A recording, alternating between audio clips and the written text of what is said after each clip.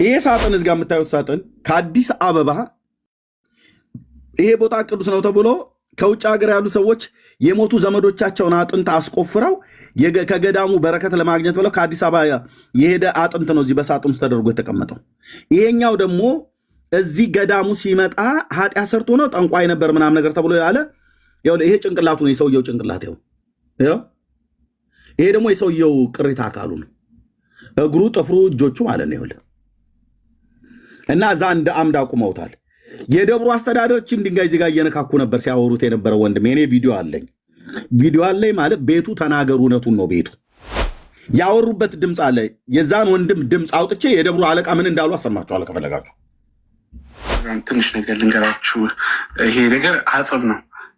ቤተሰቦቹ ይህን አጽም ሲቀብሩት ራሱ ይነሳል። በፍጹም ውሸት። የደብሩ አስተዳደር ለእኛ የነገሩ ለእኔና ለዛ ለወንድሜ የነገሩ ቪዲዮ አለኝ። ገዳሙ ጋር ሲመጣ ጠንቋይ ነገር ነበረ እና ይሄ ፍልፍል ድንጋይ ነው እና ከሱ የሚወርድ ናዳ ድንጋይ ወርዶበት መታው እና ሞተ። ኃጢአተኛ ስለነበረ ሞተ ነው ተብሎ የተባለው። አሁን እነዚህ አዲስ አበባ ወጣቶች እዚህኛ ስናወጣ እንዳለ ለማረጋገጥ ሄዱ። ደነባ ማለት የለም። በረከቱ ካደረባ አይቀር ተምዬ ከሙሉ ወንጌል ቤተክርስቲያን ወጥተህ ይህንን አጽም ወደ ማመን ሄድከውና ልታሰራለት ይገባል፣ ልትስመው ይገባል። ይህንን አጥንት ስትዳስሰው ኃጢአት ይሰረይልሃል። ማን ያለው? አጥንት በመዳሰስ ኃጢአት ይሰረያል ብላ ያለችው ማለች ኦርቶዶክስ። ያው የሙሴ መቃብር ለእስራኤል እንደተሰወረባቸው ለእኛ የአባታችን ይላል የማይተክለ ሃይማኖት ማለት ነው።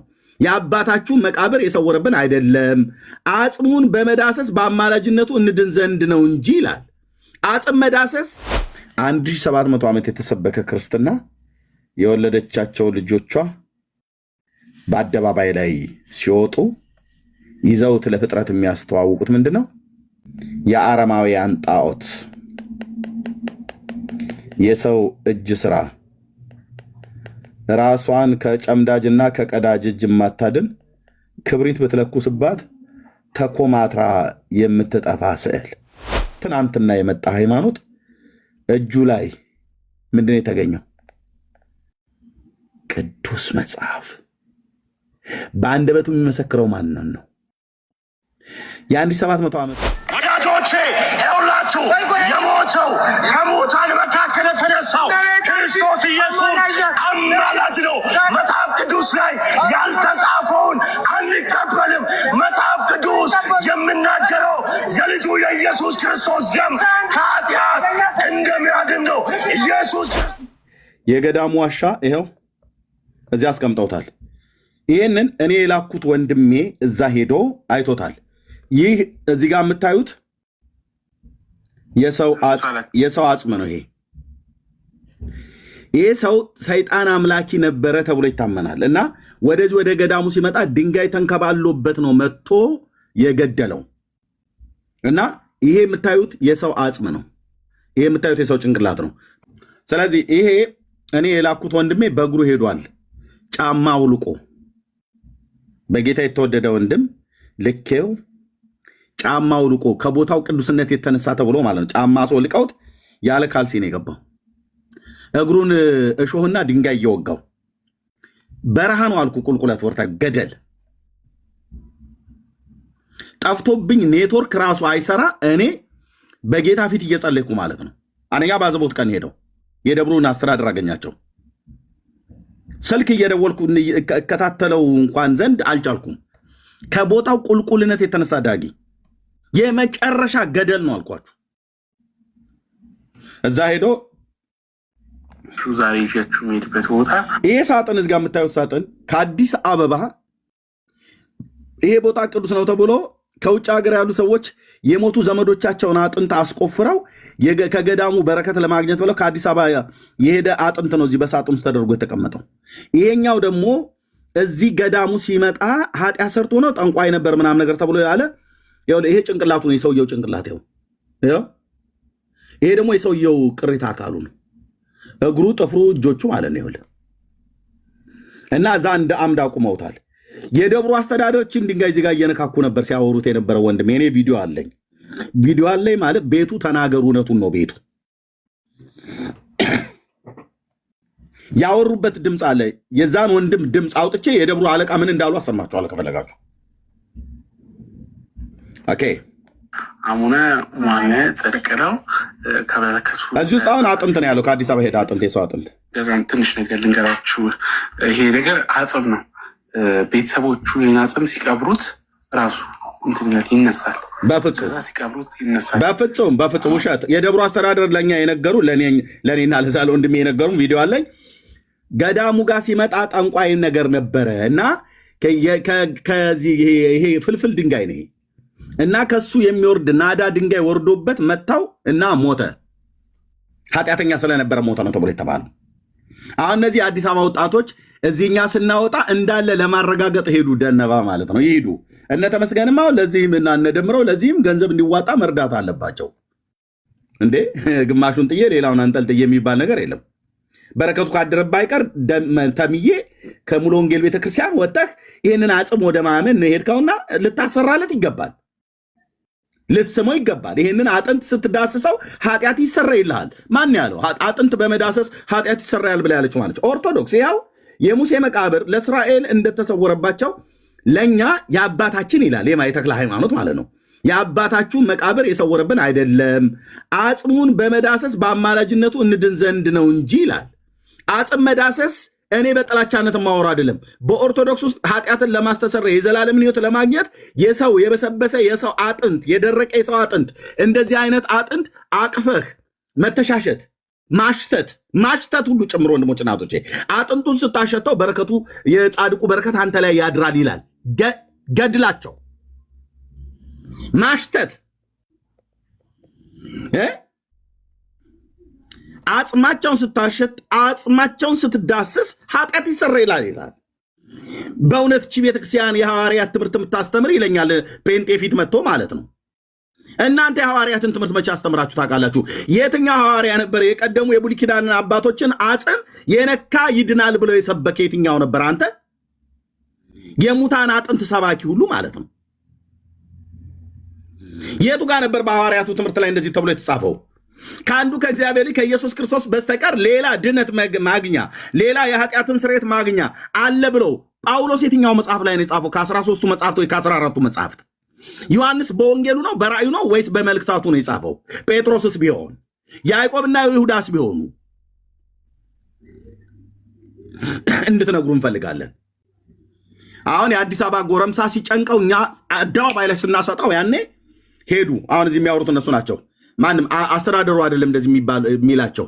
እኛ ወንድሜ አስተዳደሩ ነው ኢንተርቪው ያደረገው። ቪዲዮ አለኝ ስል ዳግዬ አላሳፍረህም? እኔ አንተ ወንድም ሰው ልኬ ከአዲስ አበባ ደብረ ብርሃን አድሮ የሰሜን ሂድ አልኩት። ጀግና ነው።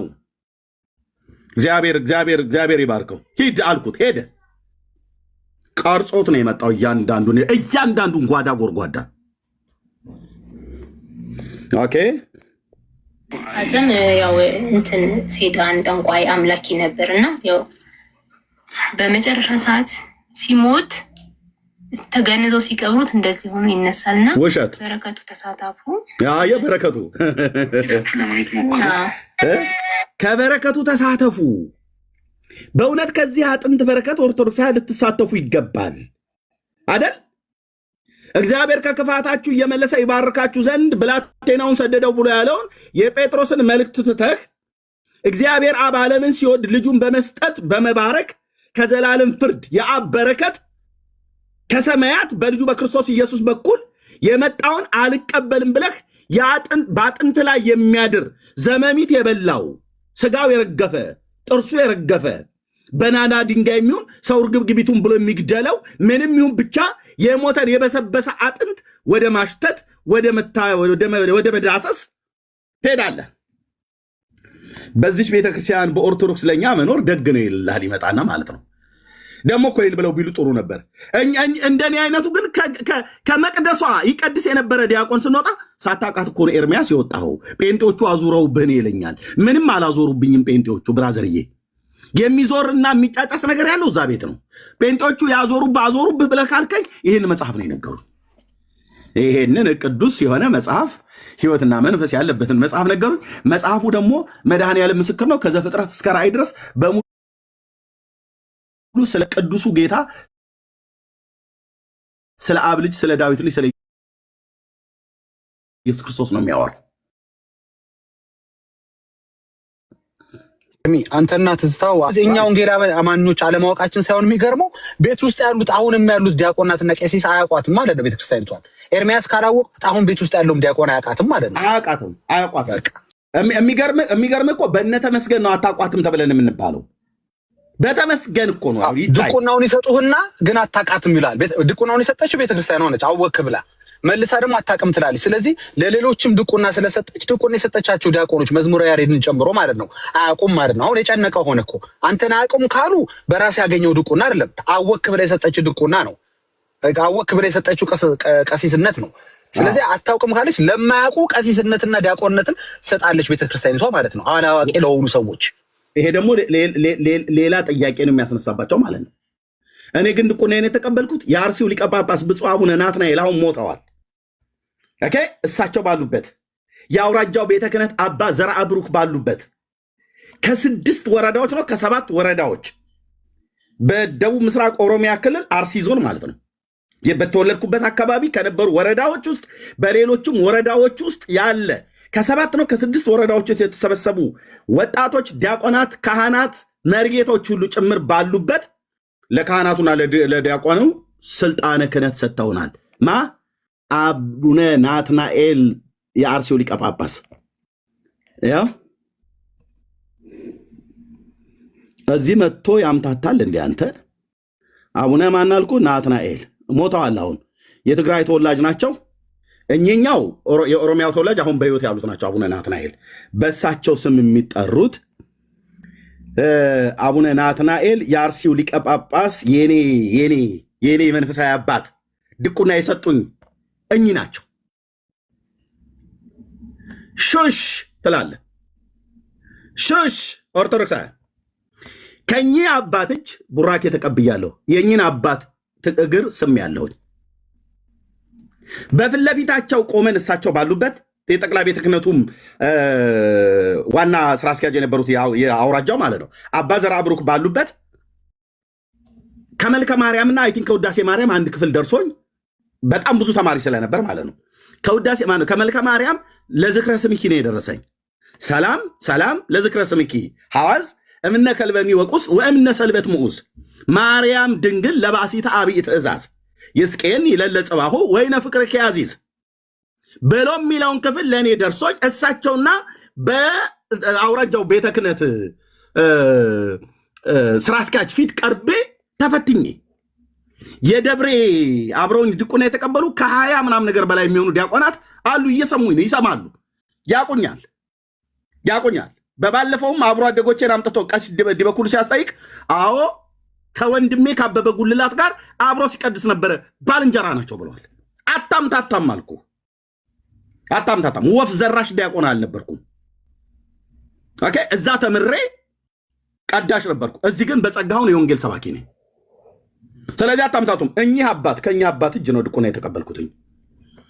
ተፈትኜ አንድ ዲያቆን የሚፈተነውን ተፈትኜ ማለት ነው። ተንሱ ለጸሎት ብዬ እምቀድስ እኮ ዲያቆን ነበርኩኝ። በዚህ እጆቼ በእርፈ መስቀል በማንኪያ ደሙን የምሰጥ የነበርኩ ሰው ነኝ። ወይኑ ማለት ነው። ሕፃናት ሲጠመቁ ከካህኑ ጋር አብሬ አጥማቂ ነበርኩ። መጾረ መስቀሉን እኔ ይዤ ካህኑ ጽናውን ይዞ ዳር ትይዛለህ ስልህ ማጠፊያው ሲቸግራችሁ ኦርቶዶክስን አታውቃቱም ትለታለህ። በዚህ ቤተክርስቲያን እናውቃታለን እንጂ ኦርቶዶክስን ማን አንተ ብራዘርዬ፣ አንተ ነው ኦርቶዶክስን የምትነግረኝ?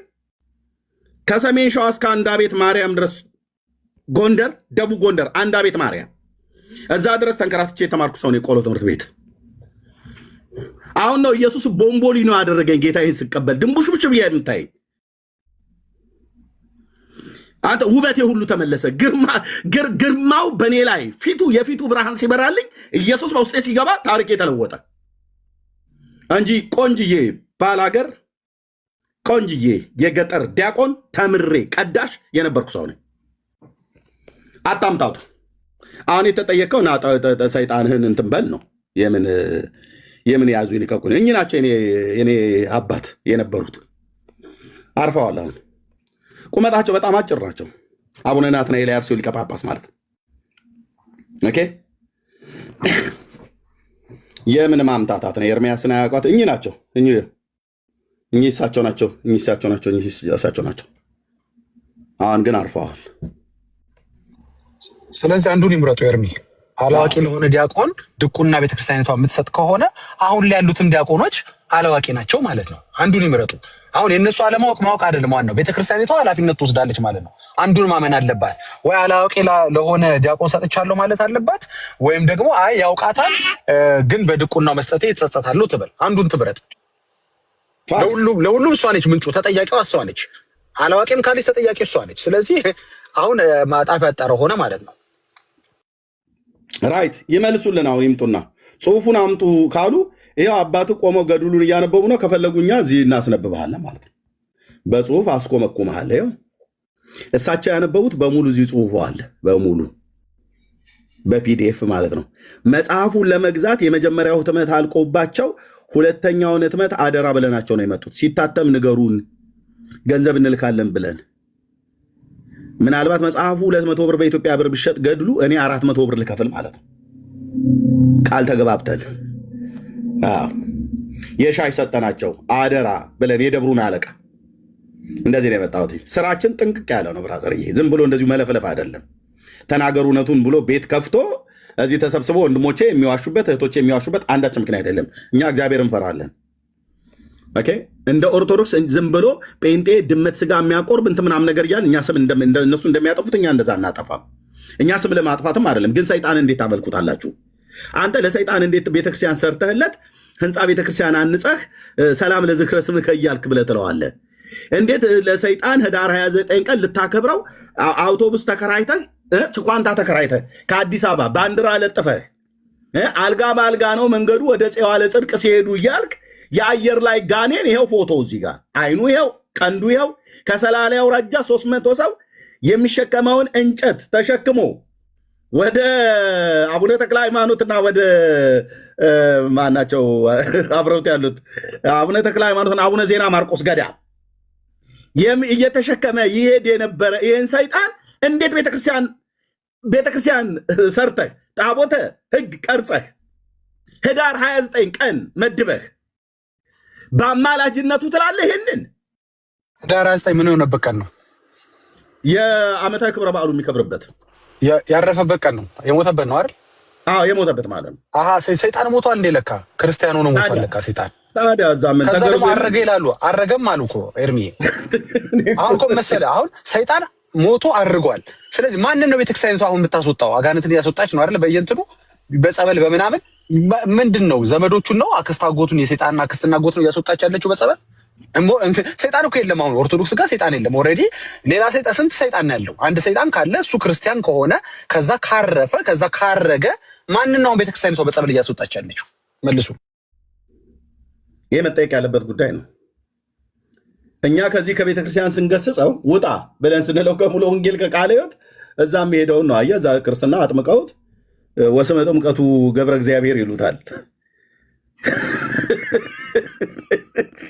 ምናልባት ለቫኬሽን የመጣ ይሆን የሚያስወጡት ኤርሚዬ እየተመላለሰ እንዴት ያለ ኧረ በጌታ ደግሞ እኮ አርፈው ቢቀመጡ ጴንጤ ላይ ዛሬ እጅን ትቀስራለህ እንዴ? ሌላው ጴንጤ ጸጥ ይላል። እኔና ዳጊ ብቻ እናስቆማቸዋለን። ወንድምነት ዳኒና እህትየው እብራዊት ማለት ማነው እህትየው ሜርሲ ሆነን ማለት ነው። ቀጥ ነው የምናደርጋት በመረጃ ያለ ማስረጃ እናወራም። ሌላው ጴንጤ ያምልክ ጌታን ምን ቦታቸው እዚህ ውስጥ ይገባሉ። ለእነሱም በኢየሱስም እያሉ ነው የሚሉት። ይሄ ይመለካል በኦርቶዶክስ። ይሄ ስዕል አድህኖ ነው። ለስዕሏ ስገዱ እንደሚባለው ለዚህ ስዕል ይሰገዳል በኦርቶዶክስ። ግን የእናቱ ዥንጉርጉር የሚለው አልገረመም? ደምረው ቀና ያለ ነው። ይሄ ጠቆር ያለ ነው። እንዴት እንደዛ ሆነ? አባቱ ጠቆር ያለ ነው። አባቱ ጠቆር ያለ ነው። ደሜ እንደመለስ ያለ ነው። እንዴት ነው?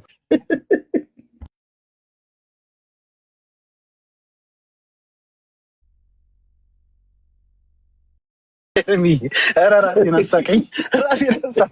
የእውነት እንዴት ነው ግን አባትና ልጅ ምንም አይገናኙም። የጠባይም የመልክም የምግብ አባት ሪፖርት በጣም የተደረገ ነው። ኤርሚ በጣም ዛሬ ፈራረሰ ሪፖርት የተደረገ ከጨረስን በኋላ መሆኑ ደስ ይላል። ቦምብ ቢኖር ይወረውራሉ። እሺ ወንድምነት ሰላም ይበል። በዛው የሚቀጥል ካለ አይመጡም። ምን ቦታቸው ይመጣሉ? ምን ቦታቸው ይመጣሉ? በዛቲ ዕለት አይረፈ ምናምን ነገር ብሎ ይላል። እዚህ ይመጣና በዚህች ዕለት አባታችን ጽዋ ለጽድቅ ያረፉበት በዚህች ዕለት አባታችን ጽዋ ለጽድቅ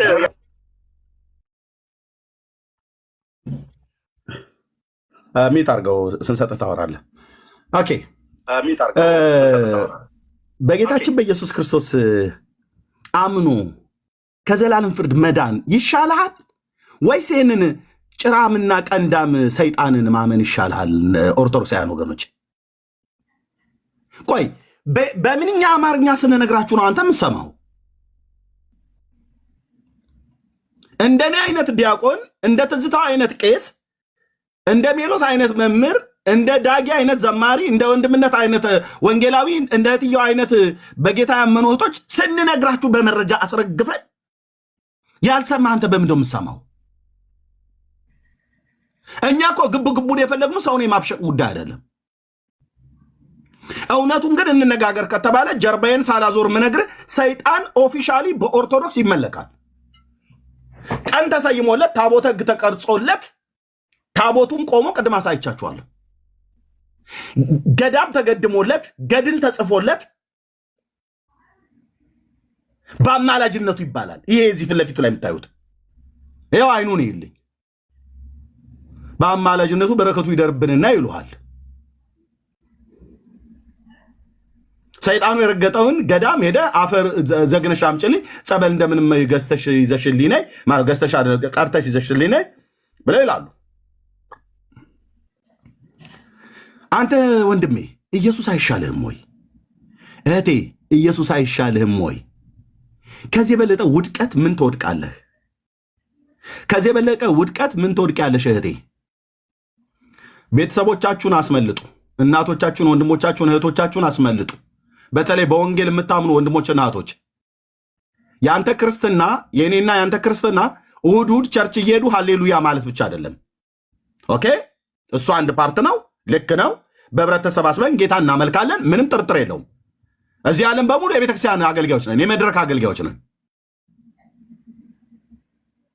ግን እሱ ለእሱ ብቻ ህይወት አይደለም የተጠራረው። ጌታ እናመልካለን። አዎ፣ በኑሯችን እናመልካለን፣ በቃል እናመልካለን፣ በተግባር እናመልካለን፣ በድርጊት በቅድስና እግዚአብሔርን በመፍራት ህይወት በጽድቅ ኑሮ እናመልካለን። ከዛስ ጎን ለጎን እንደው በሚበልጠውስ የጌታን የኢየሱስ ክርስቶስን ሞቱና ትንሣኤውን ብሎ ማዳኝነቱ ለህዝብና ለአሕዛብ እንመሰክራለን። በክርስቶስ ኢየሱስ ላይ የተነሳውን ኢየሱስ ክርስቶስን የተጋፉትን እርኩሳን መናፍስትን የሰውን ኃይል ሁሉ ጭምር እንቃወማለን። በእግዚአብሔር እውቀት ላይ የተነሳውን የሰውን ሐሳብ እናፈርሳለን። አእምሮን ለክርስቶስ ለመማረክ ማለት ነው። በክርስቶስ የክብሩ ወንጌል ብርሃን በልባቸው ያለ ጨለማ ሲበራ ነው የሚያውቁት። ጨለማ የሆነውን ዲያብሎስን እኮ ያመኑት በጨለማ ውስጥ ስላሉ ነው። አባቶቻቸውም በድቅድቅ ጨለማ ውስጥ ነው ያለኑ ብለው ያሉት ከዚሁ የተነሳ ነው። ልንረዳቸው ይገባል። አየህ፣ በድቅድቅ ጨለማ ውስጥ ነው ያለኑ ብለዋል። አንተ ጳጳሱ በድቅድቅ ጨለማ ውስጥ ነው ያለኑት ብለው ሲሉ አንተ ቁጭ ብለህ እጅህን አጣጥፈህ ቁጭ ብለሃል። ምንም ሳትነካካ የትምህርት ጊዜ እና የእሑድ አምልኮ ጊዜ ቃለ ሕይወት ትገባለህ፣ ትወጣለህ። በቃ ምንም ሳትነካካ ቀጠና ሁለት ትሄድና ቆንጅዬ ወንበር አለ። አሁን እንደ ድሮ አግዳሚ አይደለም። ምንም ሳትነካካ ምሕረት ትመጣለች ወይ አዜብ ትመጣለች ወይ ዳጊ ይመጣል ወይ ተከስተ ይመጣል ወይ አውታሩ ይመጣል፣ ይዘመርላል ወይ ቤተክርስቲያን ኳይሮች አሉ ይዘምራሉ። ሃሌሉያ ነው በቃ። ቅዳሜ ወጥተህ ግን ስበክ ስትባል አሰብክም። ተናገር፣ በጨለማ ውስጥ ላሉት ብርሃን ይብራ ብሎ ያለ እግዚአብሔር ተናገር፣ የክርስቶስን የክብር ወንጌል ብርሃን ተብራት ማዛጋት ትጀምራለህ። የኔው ወንድም ቤተሰቦች፣ የቤተሰብ ወሬ ነው የምናወራው። መሰረተ ክርስቶስ ትሄጃለሽ፣ ቆንጅዬ ወንበር አለ፣ ቁጭት ያለሽ ጌታ ይመስገን ይጸለያል፣ ቃል እግዚአብሔር እንሰማለን። ጥሩ እኮ ነው፣ እያቃለልኩ አይደለም። ከቸርች መቅረት የለብንም። ግን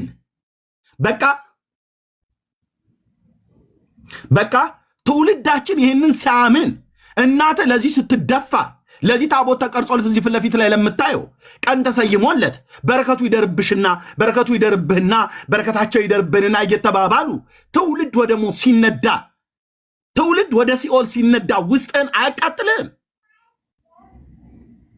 አንቺ ምንም ግብግብ አያረግሽም? ተነሳ፣ ወንጌሉን ያዝና መጽሐፉን አንሳው፣ መጽሐፉን አንሳው፣ እውነቱን ግለጥ። የእግዚአብሔር ልጅ ኢየሱስ ያድናል በል። ጩህ አለው ነቢዩን። ምን ብያለ ጩህ አለው? ጩህ በኃይል ድምፅህንም አንሳ፣ ለሕዝቤ መተላለፋቸው ለያዕቆብ ቤትም በደላቸው ንገር አለኝ ይላል ኢሳይያስ። እግዚአብሔር ልጅ ነው። ህይወት እኮ ያገኘ ነው እግዚአብሔር ልጅ ነው። ቀኙ ስለደገፈን የፊቱ ብርሃን ስለበራ ጴንጤ ማለት አይኑን ታጥቦ አይኑን በጨው ያጠበ ደፋር እኮ ነው። በየሄዱበት እኮ ነው የሚያወሩት።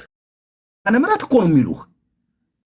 ምክንያቱም ጴንጤ ሲያወራ ነው የሚታወቀው። ምን እያለ ያድናል ጌታ፣ የዳዊት ልጅ የእግዚአብሔር ልጅ ኢየሱስ ጌታ ነው እኮ የሚሉት እናቶቻችን ሁሉ ጭምር። አሁን በጣም ብዙ ጨዋ ሆነው የተቀመጡ አሉ።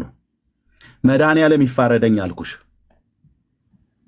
ቸርች ውስጥ ቁጭ ብለሽ ወንጌል የማትናገሩ በጌታ ያመናችሁ የጴጥሮስን መልእክት ቸርች ብቻ ስንሰብክ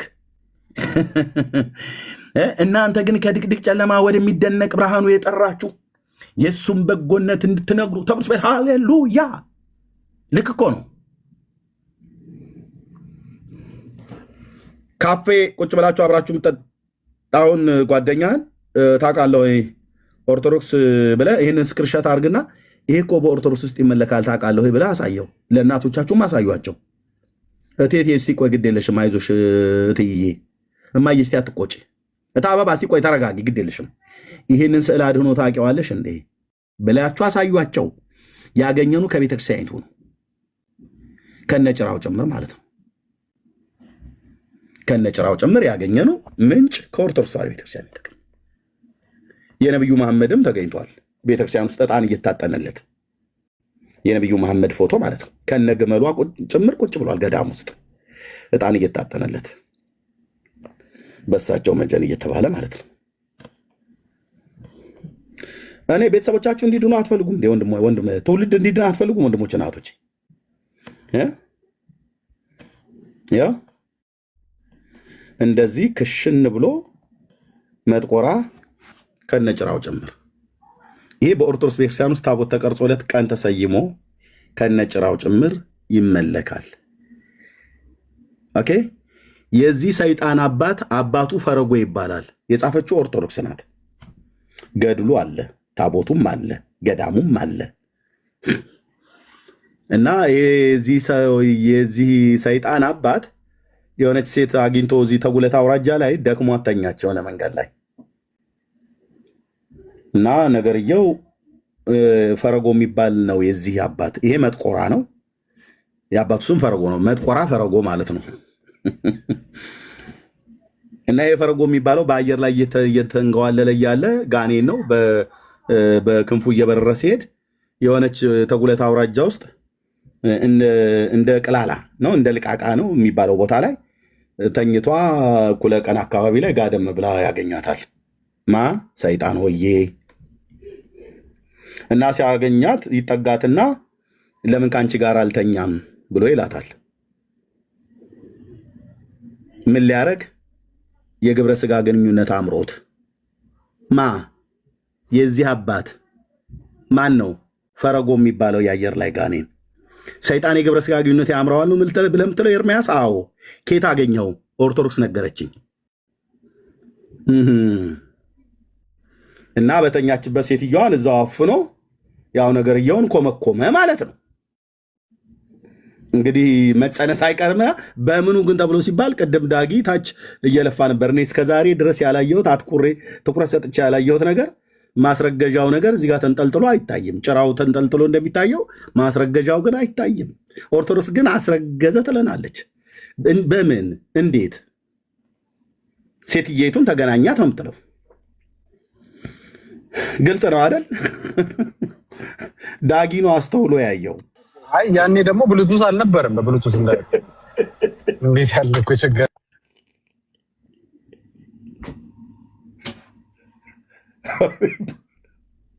አቤቱ ጌታዬ፣ ያሉትን እኮ ኦፕሽኖች ለእነሱ እኮ ስንል ተጨነቅን እኮ። ልንደጋገፋቸው ብንሞክርም ልትደጋገፈው የምትችለው ነገር አለ። ይሄም እንትን ማለታቸው ነው ብለህ የምታስተካክለው ራሱ አይደለም እኮ።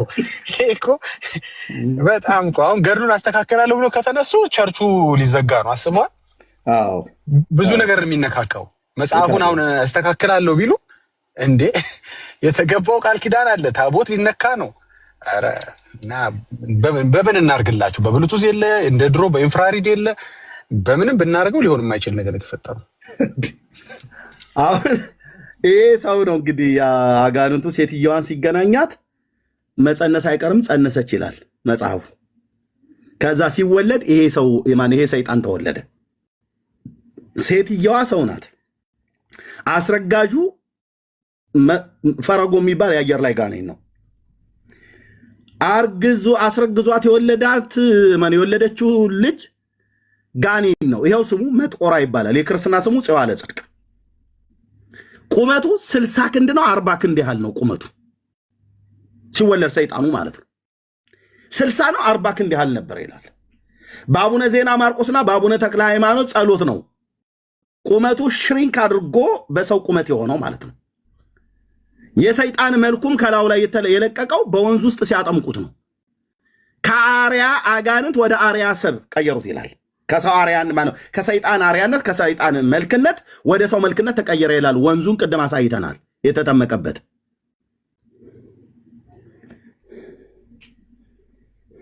በጣም የሚገርመው አሁን እዚህ ማስረገዣው የጠፋ ምናምን ነገር ብሎ የሚለው አይደለም እሱ ግን በጣም የሚገርመው ለዚህ ሰይጣን መልክ ተደርሶለታል። ሰላም ለዝክረ ስምከ እየተባለ ሰላም ለኩልያቲከ እየተባለ ሰላም ለአስናኒከ እየተባለ ለጥርስህ እየተባለ ሰላም ለከርስከ እየተባለ ለሆድህ። ይሄኛው ጉዳይ ምን ይባላል? ይሄ የተንጠለጠለው ነገር በግዕዝ ዳጊ ግዕዝ በደንብ ትችላለህ አሉ። ምንድን ነው የሚባለው? ይሄ የተንጠለጠለው ጉዳይ ሰላም ለጭራህ ነው የሚሉት? ምንድን ነው የሚሉት?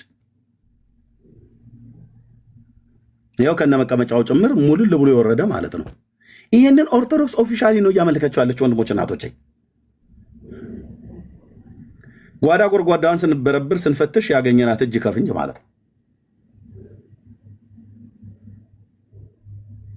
ልታስተባብሉት አትችሉም። ኢየሱስ ይሻላችኋል። መጽሐፍ ቅዱስ ይሻላችኋል። ኦኬ ዳጊ ማነው? ዳንዬ ወንድምነት መቀጠል ትችላለህ። ቴንኪዩ ሶሪ ረጅም ሰዓት አቆየው።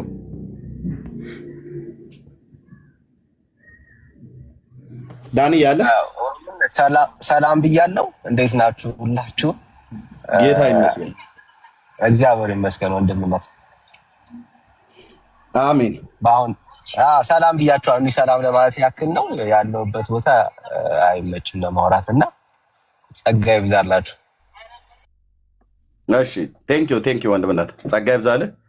አቡነ ተክለ ሃይማኖት ግን የገረዙት አንድ ሰይጣን አለ። እሱ ቀደም ብሎ እዚህ ባህር ዳር አካባቢ ላይ የነበረ ነው። ባህር አልቅም ይባላል የክርስትና ስሙ። የሱኛው ደግሞ ነው ባህር አልቅም የዓለማዊ ስሙ ነው። ክርስቶስ ሐሬዮ ነው የሚለው ክርስቶስ የመረጠው እንደማለት ነው። ለምትሰሙ ሁሉ ይሄንን እናገራለን። ለምትሰሙ ሁሉ አዳኙ ኢየሱስ ነው።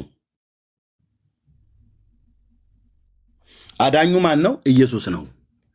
በነቢያት የተሰበከ በነቢያት የተተነበየለት በሐዋርያት የተሰበከ ኢቭን በቅዱሳን መላእክት ሁሉ ጭምር ሳይቀር የተሰበከ የእግዚአብሔር ልጅ ቅዱሱ ጌታ ኢየሱስ ክርስቶስ ነው አዳኙ። በዘዳግም መጽሐፍት ላይ እግዚአብሔር ቃል ሲናገር ስለ እስራኤላውያን በሙሴ አፍ ሲናገር እኔ ዛሬ በፊት በረከትና መርገምን ሞትንና ሕይወትን አስቀምጫለሁ ብሎ ይለዋል። አንተና ዘርህ በሕይወት ትኖሩ ዘንድ ግን ሕይወትን ምረጥ ብሎ እግዚአብሔር ይናገራል እስራኤል ቤት። ካልሆነ ሞትንም መምረጥ መብቱ ነው። ብቻ እግዚአብሔር ፊት ለፊቱ በረከትና መርገምን አስቀምጧል። ሞትንና ደግሞ ሕይወትንም አስቀምጦ የፈለከውን ምረጥ የሚበጅህን ብሎ አላለውም። የሚበጀውን ጌታ ስለሚያቀለት ለሰው ልጅ ሕይወትን ግን ምትመርጥ ይሻላል አለው። ይሄው ነው የሆነው። አሁንም ኦኬ የእግዚአብሔርም የሰው ልጆችም ጠላት የሆነ ዲያብሎስ እሱ በወደቀበት ኃጢአት በአንድ ሰው ወደ ዓለም ገባ ይላል። የት ስለነበር? በመላእክት ዓለም። ስለዚህ በአዳም መተላለፍ ምክንያት ብዙ ሰው በደለ፣ ወደቅን። ሁላችን ለኃጢአት ባርነት ተላልፈን ተሰጠን። ከሕግ በታች ተዘግተን በእርግማን ውስጥ እንኖር ነበር። በበደላችንና በኃጢአታችን ሙታን ሆነን ሕይወት አጥተን ተቅበዝባዦች ነበርን ከኤደን ገነት ጀምሮ።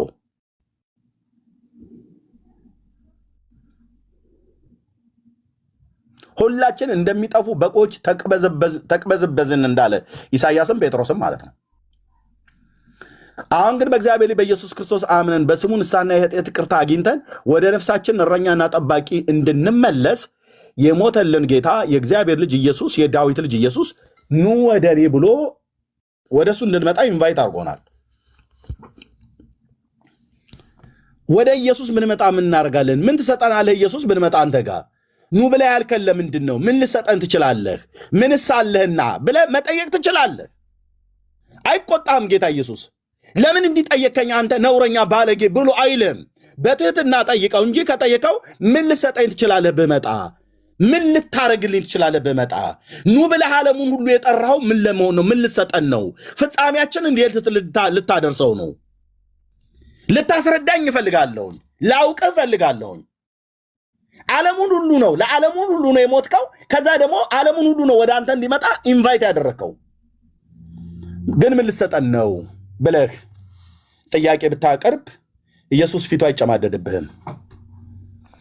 ጥያቄ በትህትና ይሁን እንጂ በትዕቢት ከሆነ አይታገስህም። እንደዚሁ እንደ ቀንዳሙ ሰውዬ እዚህ ጋር ማን ነው ሰው ነው ብለህ ያልከው እንደ ጋኔን በትዕቢት ከሆንክ ትዕቢተኞችን በልባቸው ሐሳብ በትኗል እንዳለች የጌታ እናት ማርያም ይበትንሃል አልኩ። የሰራዊት ጌታ እግዚአብሔር ልጅ ኢየሱስ ትዕቢትን በፍጹም አይታገስም። እሱ አምላክ ነውና ለትሑታን ጸጋን ይሰጣል። ካልገባህ ብትጠይቀው ይመልስልሃል። ኦኬ እሱን ገና መጠየቅም ባትሄድ ከእሱ ጋር የነበሩ ከመከራው ተካፋይ የነበሩ ቅዱሳት ሐዋርያት የጻፉትን ብቻ ማንበብ ነው። ስለ ዳጊ አሁን ለማወቅ ብፈልግ ስለ ዳጊ አስተዳደግ፣ ስለ ወንድማችን ስለ ዘማሪ ዳጊ አስተዳደጉን ማወቅ ብፈልግ ማን ነው የምጠይቀው? የቀበሌውን ማህበረሰብ ነው እንደምጠይቀው? አይደለም። የምጠይቀው እናት፣ አባት፣ ቤተሰብ፣ ወንድም፣ የቅርብ ጓደኛ አብሮት የሚውለው በማግኘትም በማጣትም በአገልግሎትም በምንም ብቻ አብሮት የሚውለው ሰው ነው የምጠይቀው። ዳጊሻ እኮ ይሄን ነገር ይወዳል፣ ይሄኛውን ይጣላል። እኔን ብጠይቅ ልክ እንደዚሁ ማለት አይ ኤርሚያስ ይሄንን ይወደዋል፣ ይሄኛውን አይወደውም፣ አስተዳደጉ እንደዚህ ነበረ ምናምን ነገር ብለው ይመሰክራሉ። ለዚህ ነው ከገጠር ተጠርቶ ሲመጣ የመሰከሩት። ኦኬ ስለ ጌታ ስለ ኢየሱስ ክርስቶስ ማን ነው የሚመሰክረው? አብረውት የዋሉ ናቸው፣ አብረውት ያደሩ፣ አብረውት የነበሩ፣ እሱ የመረጣቸው ወዳጅ ብሎ የጠራቸው ጴጥሮስ ነው መጠየቅ ያለበት። ፓስተር እንትናን ከመጠየቅ በፊት ማቴዎስን የሚባል ወንጌላዊ ያለው ጌታ ሐዋርያ ፓስተር እንትናን ለጊዜው አስቀምጠው፣ ቀሲስ እንትናን ለጊዜው አስቀምጠው፣ ቆሞስ የኔታ እንትናን ለብቻ ቁጭ አድርጋቸው እዛ። የኔታ እንትናን ከመጠየቅ በፊት ዮሐንስ የሚባል የጌታ ሐዋርያ አለ፣ ያ አሳ አጥማጅ የገሊላ ሰው። እንዴት ነበረ ጠባዩ? እስኪ እንዴት ያደረገው ነበረ ኢየሱስ ብለህ ብትጠይቀው የጻፍኩትን መጽሐፍ አንብበው ነው የሚለው ዮሐንስ። 5 መጽሐፍ ጽፌያለሁ፣ 3 መልእክት፣ አንዱን ራእዩና ወንጌሉን። ጀምር ከወንጌሉ ይልሃል።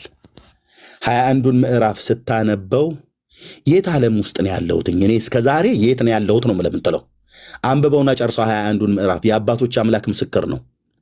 መጽሐፍ ቅዱስን እንዳታነቡ ዳገት የሆነባችሁ ሰይጣን እላችሁ ላይ በርን የዘጋ ሃይማኖተኞች ተብትበው በቀን የምታነቧቸው የሰው ስርዓት የሆኑ ጽሁፎችን ዝንብህን እሺ እያልክ ጠዋት ጠዋት ቁጭ ብለህ የምታነበው መጽሐፍ ህይወትን አልቀየረውም፣ እኔንም አልቀየረኝም። ስደግም ነበረ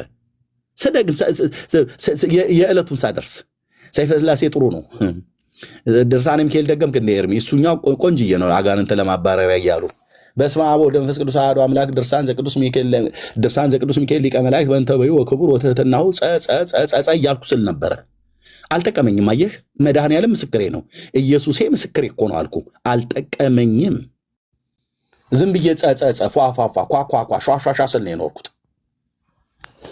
ለካ እዚህ ነው ያለው አንተ ይሄ የኔ ህዝብ ጴንጤው የሚባለው አዳራሽ ኬሻ ምናምን ነገር ማዳበሪያ ያለጥፎ ጉዳዩ በአምቦ ድንጋይ ቤት ሰራ በብሎኬት ደረደርክ አልደረደርክ አይደለም። ማዳበሪያም ዘርግቶ ቢሆን በየድንኳን ውስጥ ምንድን ነው የሚያወሩት ነው። እኔ ታቅልህ ነበር ይሄን ጴንጤው የሚባለው ማህበረሰብ አላቅም። እንደወረደ የመጣው የገጠር ቆምጬ የምትለው አይነት ማለት ነው። አላቅም። ጌታዬ ግን ያቀኛል። እናንተን አላቃችሁም።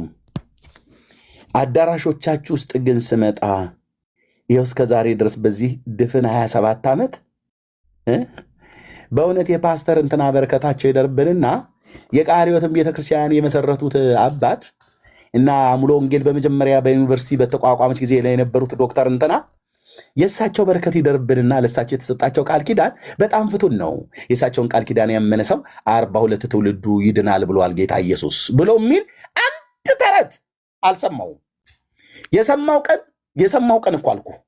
የትኛውም ጴንጤ ቸርች እንዲህ አይነት ስብከት የሰማው ቀን ፑልፒቱን ነው እዛው እፊት ለፊታችሁ ምደፋው። እርግብግቢቴን ብለህ ተደፋኛለህ እንጂ አትችልም። አንተም ብቻ አይደለም፣ እኔ ብቻ አይደለም፣ የእግዚአብሔር ሕዝብ በሙሉ አይሆንለትም። እዛ መድረኩ ላይ የታረደው በግ ክብርና ባለጠግነት ሞገስና ኃይል ከዘላለም እስከ ዘላለም ለስሙ የሆነ ኢየሱስ እሱና እሱ ብቻ ነው የሚሰበከው።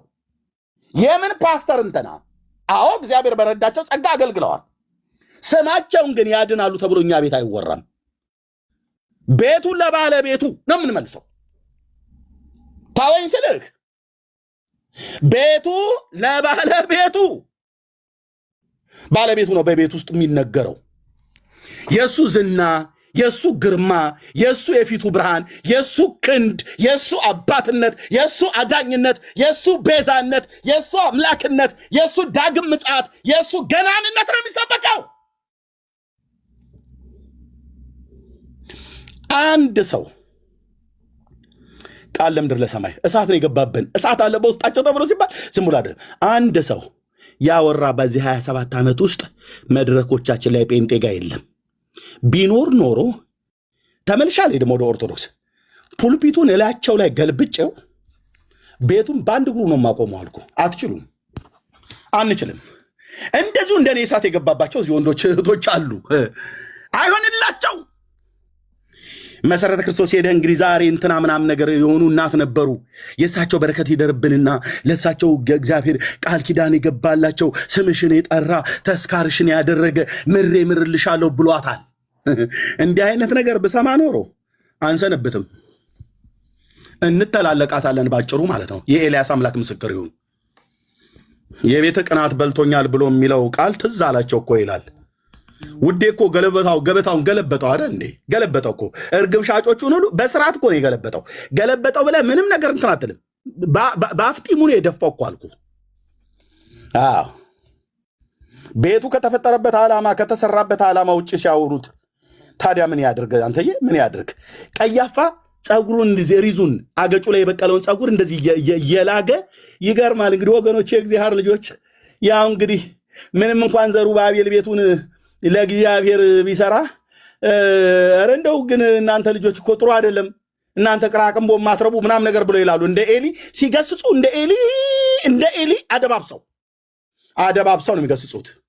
እዛ እርግብ መሸጫ ሲያደርጉት የእግዚአብሔርን ቤተ መቅደስ ከፊተኛው ቤት ክብር ይልቅ የኋለኛው ቤት ክብር ይበልጣል የተባለውን ቤት የኮሰረትና የመንጋ መሸጫ ሲያደርጉት ቀያፋ አይቶ ዝም ብሏል። ዋነኛው ሊቀ ካህን ሐናም አይቶ ዝም ብሏል፣ አልፏል።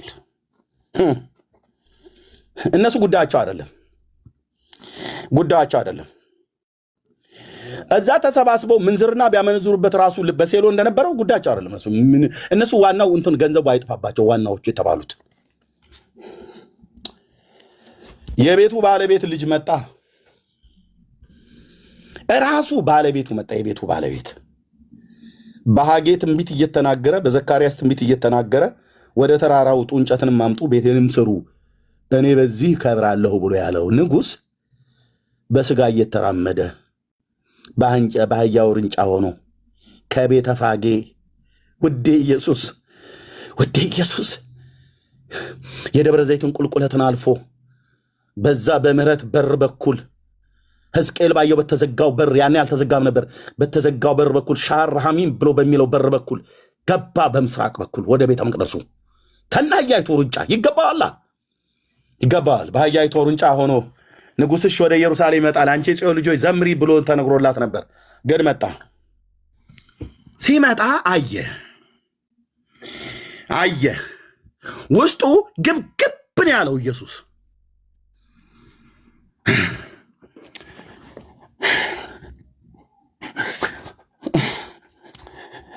ውስጡ ግብግብን ያለው ሊያልፈው አይችልም። እንደ ቀያፋ አይቶ ሊያልፈው አይችልም። ወይ ጉድ! ይገርማሉ። ግን በጣም ነው የሚያስተዛዝበው። በጣም ያስተዛዝባል። ቀያፋ በጣም ነው ማዝንባችሁ አላላቸውም ጌታ ኢየሱስ። ያስተዛዝባል። የሰው መጨረሻው ይሄው ነው፣ እኔ ድሮ ማቃችሁ ነበር ብሎ ቢልክን ያቀናል። ትዝብት ታዝቦ አይደለም ሄደው፣ እንደ ሌሎች የራሳቸው ጉዳይ እንደፈለገው ያድርጉት ብሎም አይደለም ሄደው። ገባ ወደ ቤተ መቅደስ። ጅራፍ ሰርቶ እኮ አልኩ ሊያጨሰው እኮ ነው እኮ የምልህ። ጅራፍ የገረፈው እንደ ኦርቶዶክስ ቄሶች በመስቀል ይፍታህ ይድግ ያንጽ ወይ ቀድስ ጊዜ ነው አምላክ ነው ሊል ነው እንዴ? አይደለም። ጅራፉን የሰራው ለምንድን ነው? ጌታ ኢየሱስ ጅራፍ ይዞ ገባ ይላል። ለምን? የሚጠበጠብ ተጠብጥቦ ይወጣል። ውልቅ ብለህ ትወጣለህ። በሬም ይሁን እርግብም ይሁን በግም ይሁን የሚገረፍ ተገርፎ ያስተዛዝባል። እንደዚህ አድርጋችሁ እናንተ በጣም ማትረቡ ቅራቅንቦች ነውር አይደለም እንዴ? በሉ ሁለተኛ እንዳይለመዳችሁ አይደለም ያለው። ቤቱ የተሰራበት ክብር፣ የቤቱ ውስጥ የነበረ ክብር በሰለሞን ዘመነ መንግስት ከነበረው ቤት እኮ ከዛኛው መቅደስ እኮ የሚበልጥ እኮ ክብር ነው ያለው። ዘንድሮ ብሎኬት ቆልሎ የኛ ቤተ መቅደስ በጣም እንዲመሰልህ እንዴ ይላል። ወዳጄ ያን ቤት እንኳን ጌታ ከፊቱ አውጥቶ ጥሎታል። የፊቱ ብርሃን በትኗቸዋል። የሰለሞንን ቤተ መቅደስንም የዘሩባቤልን ቤተ መቅደስ በ586ም በ7 ኤዲም ላይ ከፊቱ ለዘላለም ነው በትኖ የጣለው። አንተ በብሎኬት በጎነጎንከው ቤት እንደ ሸረሪት የተረት ድር ልታደራ የምትፈልግ ማለት ነው። እግዚአብሔር አሁን ከተሰራ የሰው እጅ ከሰራው ቤት ጋር ጉዳይ የለው። ጉዳይ ያለው ከሰው ጋር ነው። አሁን ቤቱ እኛ ነን፣ በክርስቶስ ኢየሱስ ስላመንን። ማደሪያው መቅደሱ እኔ ነኝ። ዳጊ ነው፣ ዳንዬ ነው፣ እህትዮ ሜርሴ ናት፣ ቃል ናት፣ ኢትዮጵያ እህታችን ናት። በክርስቶስ ኢየሱስ አምነው በበጉ ደም የተቀደሱ የመንፈስ ቅዱስ ማደሪያ ቤተ መቅደስ ነን። ገባ የቤቱ ባለቤት ገለበጠው ይላል። ደስ አይደል?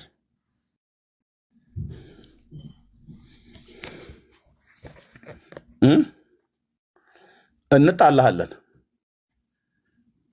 ጌታ ኢየሱስ ምስክር ነው። እንጣላለን። በእግዚአብሔር ቤት ውስጥ ያልሆነ ነገር ለእግዚአብሔር ሕዝብ ያልሆነ ነገር ብታደርግ እንጣላለን። በአንዴም መቼም እንደው ተነስተን እንደዚህ ወፈፍ የሆነን እንትን አንልም። ታው እንላለን። አደብ ያዝ፣ ቤቱ ባለቤት አለው። ተይ እንጂ ታለምዬ እንዴ! እዚህ እኮ ኦነሩ እዚህ የማዕዘኑ ድንጋይ እዚህ መሰረቱ እዚህ የቤተክርስቲያን ራስ ፓስተሩ አይደለም፣ ኢየሱስ ነው። ኦኬ፣ ኢየሱስ ነው። ምን አልኩኝ? የቤተ ክርስቲያን ራስ ኢየሱስ ነው። የቤተ ክርስቲያንን መሰረት ኢየሱስ ነው። የማዕዘኑም ድንጋይ ኢየሱስ ነው። እኛ በዛ በማዕዘኑ ድንጋይ ጋር ሕያዋን ድንጋዮች ሆነን እየተገጣጠምን ለጌታ መንፈሳዊ ቤት ለመሆን ተሰሩ ተብሏል። ስለዚህ ጥሩ አድርገው ደግሞ የሚጠርቡ ጠራቢዎችን መድኃኔዓለም አዘጋጅቷል። ፓስተሮች፣ ወንጌላውያን የእግዚአብሔርን ቃል የሚያስተምሩ ማለት ነው። ሙልሙል ብለን ከዓለም እንደመጣን እንዳለ ገብተህ ቸርች ውስጥ ኳየር ገብተህ አትበጠብጠንም። ትሰራለህ በእግዚአብሔር ቃል። እያገላበጡ ይጠርቡሃል ማለት ነው ፓስተሮቹ፣ እኔን እንዳደረጉኝ።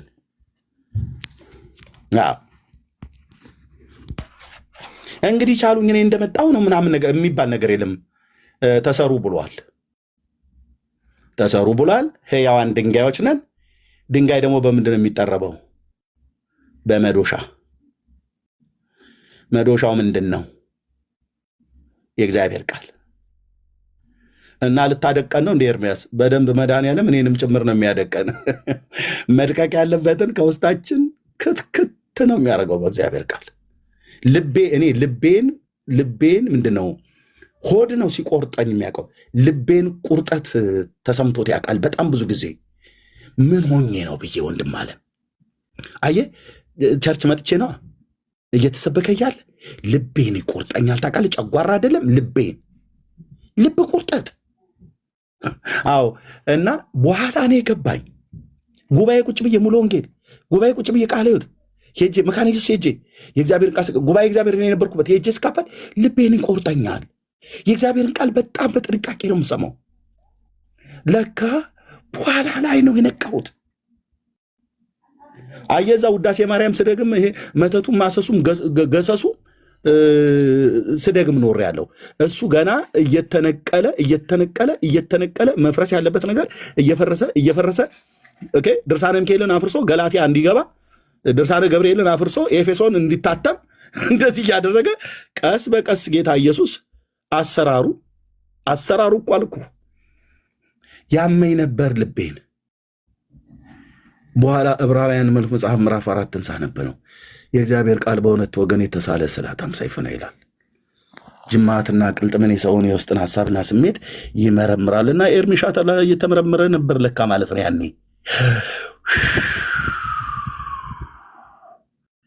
የልብ ቁርጠት ልብ ይቆርጠዋል ወገኖቼ። ለካ እግዚአብሔር ታውቃለህ፣ በልቤ ውስጥ ያለ ትዕቢት፣ ስንፍና፣ ይሄ ጣዖት አምልኮ የተጣባይ ነገር ከዛ ይዤ የመጣሁት ማለት ነው። ሃሌሉያ እያልኩ ደብቄ እዚያ ያስቀመጥኩትኝ ለጌታ ቀን ለመምጣቱ ቅኖችን አለኖር ሆነን መገለጡን እንድንጠባበቅ በቅድስናና በጽድቅ ኑሮ እንድንኖር እግዚአብሔርን በመፍራት ኑሮ እንድንኖር ካገኘኑ ጋር እንዳንገለሙት እዚህም እዛም እንዳናጠቀስ እዚህም እዛም እንዳንበላ እንዳንጠጣ ሆሊነስ ቱ ዘ ሎርድ ቅድስና ለእግዚአብሔር ብሎ የሚለው ትምህርት የእግዚአብሔር ቃል ሲሰበክ በፓስተሮች በኩል ልቤ እናንተዬ ልቤ ቁርጠት ጅንጅብል የወድ ቁርጠት ቢሆን ጅንጅብል ጠጥተን ትንትለዋለን። በደንብ አውቃለሁ ወንድሞች እናቶች፣ እግዚአብሔር ከውስጤ ያለውን ነብካ እየለየ ነፍስና መንፈስን ጅማትንና ቅልጥምን እስኪለይ ድረስ ይወጋል ይላል። የእግዚአብሔር ቃል በሚሰበክ ጆሮአችሁንም አዘንብሉ ቃሌንም ስሙ ነው ያለው። ቃሉን ስትሰማ የሰማውን ቃል ንጉሥ ዳዊት እንዳለው ማለት ነው። ጎልማሳ መንገዱን በምን ያነጻል? ቃልህን በመጠበቅ ነው። በፍጹም ልቤ የፈለግኩህ ከትእዛዝህ አታርቀኝ፣ አንተን እንዳልበድል ቃልህን በልቤ ሰወርኩ ይላል። እና ያ በጆሮ የሰማሁት ቃል ሕይወት ቤተክርስቲያን በጆሮ ቁጭ ብዬ ቀጠና 2 ሙሉ ወንጌል ቤተክርስቲያን ሄጄ የሰማሁት ቃል በልቤ ውስጥ ነበረ የሚገባው። የእውነት እኮ ደግሞ አረሳውም ነበር። ሰባኪው የሰበከው እንደ ድሜ ሰብከው ነበር። ቆንጅዬ ቆሎ ተማሪ ነኝ፣ ባላገር ነኝ። የነገርከኝን አረሳም። ዝም ብሎ በተፈጥሮ ማለት ነው። እንዲህ ባላገር ነኝ ብዬ ስል ነገር የማይገባኝ ገሪባ አድርገኝ ቆጥራኝ ከሆነ በጣም ተጣላል። ደግሞ የጌታዬ መንፈስ ደግሞ ረዳኝ። ታውቃለህ፣ ልቤን ይቆርጣኝ ነበር። ልብ ምናምንቴውን እየነቀለልኝ ነበር ለካ ጌታዬ። አሁንም ይንቀለው እኮ ነው ብዬ የምልህ ይንቀለው። በጣም ብዙ አሰስገሰስ፣ በጣም ብዙ አራሙቻ ሰው የዘራው ታምሬ ኃይለ እግዝእትነ ማርያም ድንግል ወላዲተ አምላክ ዘይትነበበለተስ ይሄ እኮ ልጅነቴን ሁሉ እኮ ስወቀር እኮ ነው የኖርኩት። ታውቃለህ፣ ልመናዋ ክብሯ ለዘላለም በእውነት ይደርብንና አምላክን የወለደች በድንጋሌ ሥጋ በድንጋሌ ነፍስ የጸናች ክብርት እመቤታችን ያደረገችው ታምር ይህ ነው እያልኩ ሳነብ ነበር። ከኔ ህይወት ጋር ምንም የማይገናኝ ነገር ማለት ነው። ምን ሊሆን እንግዲህ ጌታችን እናት ምንድን ነው የሰራችው ታምር ብለን ሳነብ አንድ መነኩሴ በጦርነት ውስጥ ቤተክርስቲያን የዘረፉ ሰዎችን ተከታትሎ ጦርነት እንዲገጥማቸው አደረገች ይላል። ከዛ በጦርነት ውስጥ መነኩሴውን መጣችና ማርያም የወንዶቹን ብልት በሙሉ ቁረጠው ብላለችው ይላል። እንዲህ ናትና ኤርሚሻ ብልት ቁረጡ ልመናዋ ክብሯ ለዘላለም በእውነት ይደርብንና ብዬ አንብቤ ብልታቸውን መድምደህ አምጣልኝ። የት አዲስ ኪዳን ማርያም ያደረገችው ታምር ተብሎ ማለት ነው። ብልት ማስቆረጥ ነገርየው ከብልት አያልፍም። ብልታቸው እየተባለ ማለት ነው። ከኔ ህይወት ጋር ምን ያገናኘዋል? ይሄ ምንም። ኢየሱስ ኤርሚያስ የሚያስፈልገው ኃጢአተኛ ሰው ነው። ኢየሱስ ምን አደረገለተው? ማነው የነፍሴ አዳኝ? ማነው የነፍሴ ፈጣሪ? ማነው ነፍሴን የተቤዣት? ማነው የሞተልኝ? ማነው እኔን እስከ ሞት ድረስ የወደደኝ? አንተን፣ አንቺን፣ ዓለሙን የወደደ ማን ነው? ከእግዚአብሔር ልጅ ከጌታ ከኢየሱስ ክርስቶስ በስተቀር ማን አለ? እንዲህ አይነት ቀንዳም ሰይጣን ለማምለክ ቤተክርስቲያኒቱ እዚህ ድረስ የደረሰችው ያቆዩት ብራዘርዬ አባቶቻችን ናቸው። አባቶች ናቸው ሀገር ያቆዩት። የኔ አያቶች እየተዋጉ ማለት ነው። የአንተ አያቶች ተኝተው እንደሆነ አላውቅም ብራዘርዬ። የኔ አያት የኔ ቅድመ አያት በአድዋ የተዋጉ ናቸው። የአንተ አባትና አያት ተኝተው እንደሆነ አላውቅም እንጂ የኔ አጎቶች ባድመ ላይ በቦምብ ነው ተበጣጥሶ የሞተው። አልጌና ላይ ተበጣጥሶ ነው የሞተው ከሻዕቢያ ጋር ጦርነት በደርግ ዘመን ሲዋጋ፣ በኢህአዴግም ዘመን ሲዋጋ ማለት ነው።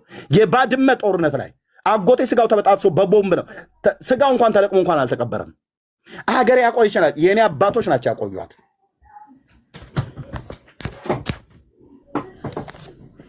የአንተ አባቶች ናቸው ያቆዩት።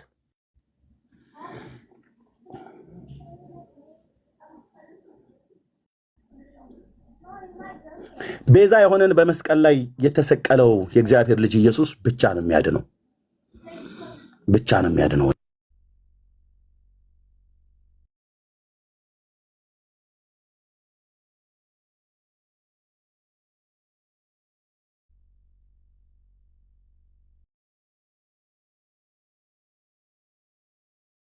መስቀል አጠገብ ግርጌ እዛው መስቀሉ አገብ እርሜ የተቆራረጥክ ነው ባይተው የተቆራረጠ ማልማለ እሺ ወይ ፒክቸሩን ቀይረውና ሪፖርት ነው የቀየርኩት ለዛ ነው ያየው ነበር የቀየርኩት ለዛ ነው። ስለዚህ የተሰቀለው ጌታ እንጂ ሲሰቀል ከመስቀሉ ግርጌ የነበሩ ሰዎች ሁሉ አዳኞች ናቸው ተብሎ አልተሰበከም ወንድማ። ስለዚህ አዳኙ ማን ነው? ጌታ ኢየሱስ ክርስቶስ ነው። ወደ ጌታ ነው፣ ወደ ኢየሱስ ነው። ምንም ከሱ ውጭ ሌላ መድኃኒት፣ ሌላ ቤዛ፣ ሌላ መድኃኒት፣ ሌላ እረኛ፣ ሌላ አዳኝ፣ ሌላ ተስፋ፣ ሌላ የሰው ወዳጅ በላይ በሰማይ በታች በምድር በመላእክት ዓለም እንኳን የለም። እረፉ እኔም አምላክ እንደሆንኩ ወቁ ብሎ ያለ ጌታ በብሉይ ኪዳን በአዲስ ኪዳን መጥቶ ኑ እኔ ነኝ አሳርፋችኋለሁ ብሎ ያለው አለቀ። እኔ ወደ ጌታ መጥቼ አርፌያለሁ። ወንድሞቼ እናቶቼ መጥተው አርፈዋል። ከዘላለም ፍርድ ለማምለጥ በክርስቶስ ኢየሱስ እመኑና ከዘላለም ፍርድ ዳኑ። ዳጊዬ እህትየው ሜርሲ የምትሉት ነገር ካለ በሉና እንጨርሳለን ማለት ነው። እህትየው አለሽ ሜርሲ? እኔ እንደ ስራ ላይ ስላለው አንድ ነገር ፈገግ የምታስብልም ስለሆነች አንድ ጊዜ እሺ። ቅድም ያሳየው ቪዲዮ ላይ ያለ ነው። መጨረሻው ላይ እንደዚህ ይላል። በትልቁ አድርገኝና አንድ ጊዜ ልክፈትና ላሳያችሁ።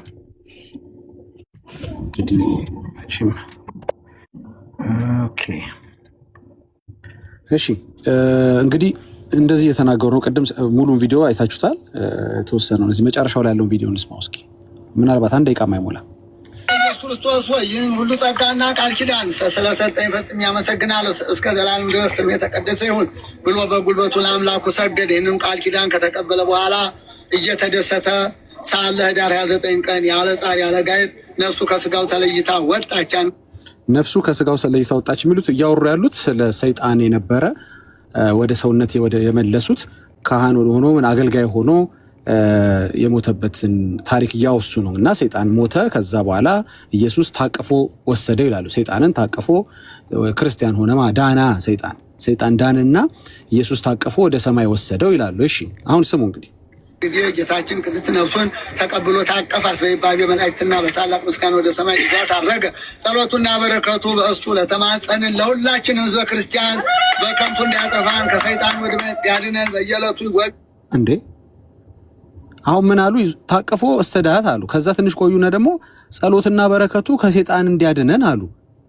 ስንት ሰይጣን ነው እዛ ቤት ያለው? አሁን ሰይጣን ክርስቲያን ሆነ አላለችም እንዴ? እዚሁ ላይ ሲያነቡኮ ገድሉን ሲያነቡኮ ሰይጣን ክርስቲያን ሆናሉና ትንሽ ቆዩና ከሰይጣን ደግሞ ያድነን ይላሉ። ጸሎትና በረከቱ ኤርሚ እዚህ ጋር ያሉት ገብቷል። እግዚኦ ገብቷል። አሁን ሰይጣን መነኮሳ አሉ፣ አገልጋይ ሆነ አሉ። ከዛ በኋላ ክርስቲያን ሆነ አሉ።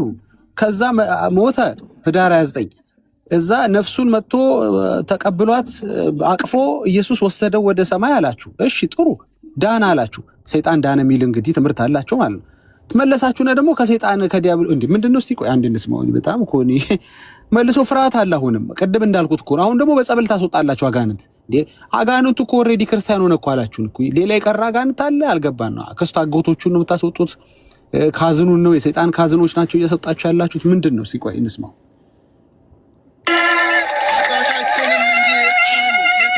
ክርስቶስ ሆይ ይህን ሁሉ ጸጋና ቃል ኪዳን ስለሰጠኝ ፈጽሜ አመሰግናለሁ። እስከ ዘላለም ድረስ ስም የተቀደሰ ይሁን ብሎ በጉልበቱ ለአምላኩ ሰገደ። ይህንም ቃል ኪዳን ከተቀበለ በኋላ እየተደሰተ ሳለ ህዳር 29 ቀን ያለ ጻር ያለ ጋይት ነፍሱ ከስጋው ተለይታ ወጣች። ያን ጊዜ ጌታችን ቅድስት ነፍሱን ተቀብሎ ታቀፋት። በይባቤ መላእክትና በታላቅ ምስጋና ወደ ሰማይ ይዟት አረገ።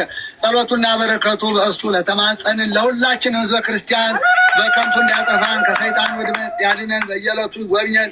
አሁንም ጸሎትና በረከቱ የሚሉት የማን እንደሆነ ገብታችኋል? የጋኔኑ ጸሎትና በረከት ከሰይጣን ወጥመድ ያድነን እያሉ እኮ ነው። ስንት ነገር ነው ያለው፣ ስንት ሰይጣን ነው ያለው እዛ ቤት። አልገባኝም ነገሩ።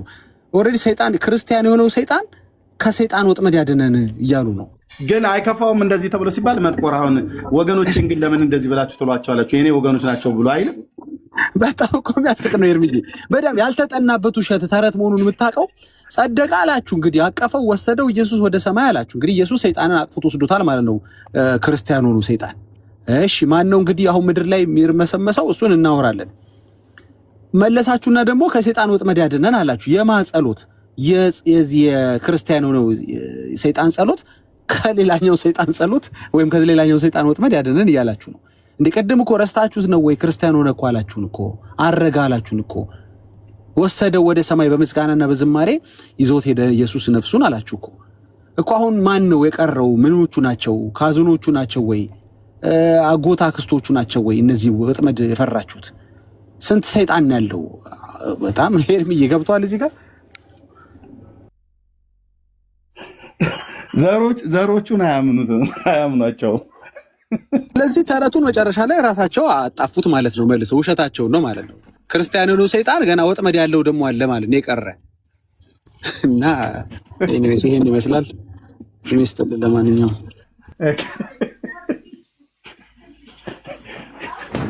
ዘመዶችን አስታክስልን ብለው ቢጠይቁት ቢነግሩ፣ አሁን በጸበል የሚያስወጡትን ግን ቢነግሩን ጥሩ ነበር።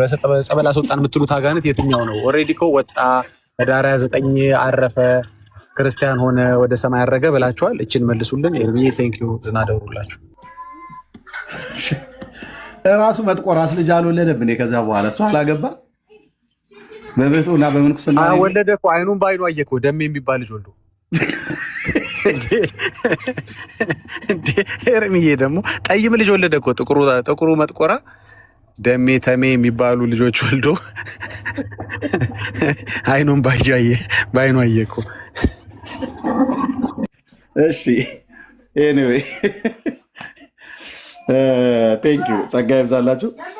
እህታችን አለሽ አለው እየሰማው ነበር። በጣም እግዚኦ የሚያስብል ነው።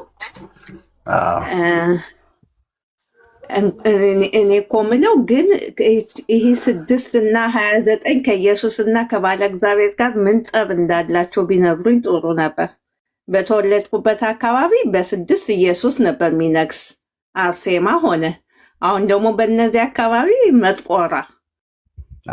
ችግራቸውን ባውቀው ደስ ይለኛል ከኢየሱስ ጋር። አይ ላው ላይ መደረብ መለጠፍ ሲጀምር ጌታን በ6 የሚሆን በ29 መቼ ተከብሮ መቼም የሰጡት 2 ቀንንም ወሰዱት ብዬ ነው እንጂ 2 ቀን ሰጠውት ነበር ከዓመቱ ያችንም ወሰዱት። ሲጀምር እነሱ ማንሸንሻኛ ያደረጋቸው መጠየቅ እኮ ያለበት እሱ የዘመናት ባለቤት ዓመታቶችና ወራቶችን ቀናቶችን እየሰራ እሱ የፈጠረውን ቀን ሸሽነው አንተ የምትለው በ6 ነው ብለውን ለእሱ አጥር ሊያጥሩለት እነሱ እነማን ናቸው? ሚካኤል በ12 ነው ብሎ የሚለውን እኮ ዙሃል የሚባል የግብፅ ጣዖት የሚከብርበት እኮ ቀን ነው። አያውቀውም። ሚካኤልም በ12 አያውቀውም። ገብርኤልም 19ን ኢየሱስ ክርስቶስ የእግዚአብሔር ልጅ ምስክር ነው፣ አያውቁትም። ማርያምም 21 16 ባታ ልደታ ብለህ ብትላት አታውቀውም፣ አያውቁትም። ቄሶቹ ወዳቸው ለመሙላት ብለው ሆን ብለው የፈጠሩት ነገር ነው። እኛም ስንበላ ነበረ፣ አያውቁትም። የምታውቀው ከሆነ በክርስቶስ ቤተክርስቲያን ታሪክ ውስጥ የቱ ጋር ነበር? በ21 ማርያምን ብለው በ33 በዓሏን አክብሩ ብለው በታምረ ማርያም ላይ እንደጻፉት የተጻፈ በሐዋርያቱ ዘመን እንዴ? ከእሷ ጋር እኮ አብረው የበሉ አብረው የጠጡ የሚያውቋት በአካል እሷም የምታውቃቸው እነሱም የሚያውቋት ሐዋርያቱ አብራ ከእነሱ ጋር ስትጸልይ የነበረች የጌታ እናት እሷ ከሞተች በኋላ በ21 በዓሏ ብለው በኢየሩሳሌም ያለች ቤተክርስቲያን ያከብሩ ነበር? የለም። በአንጾኪያ ነበር? የለም።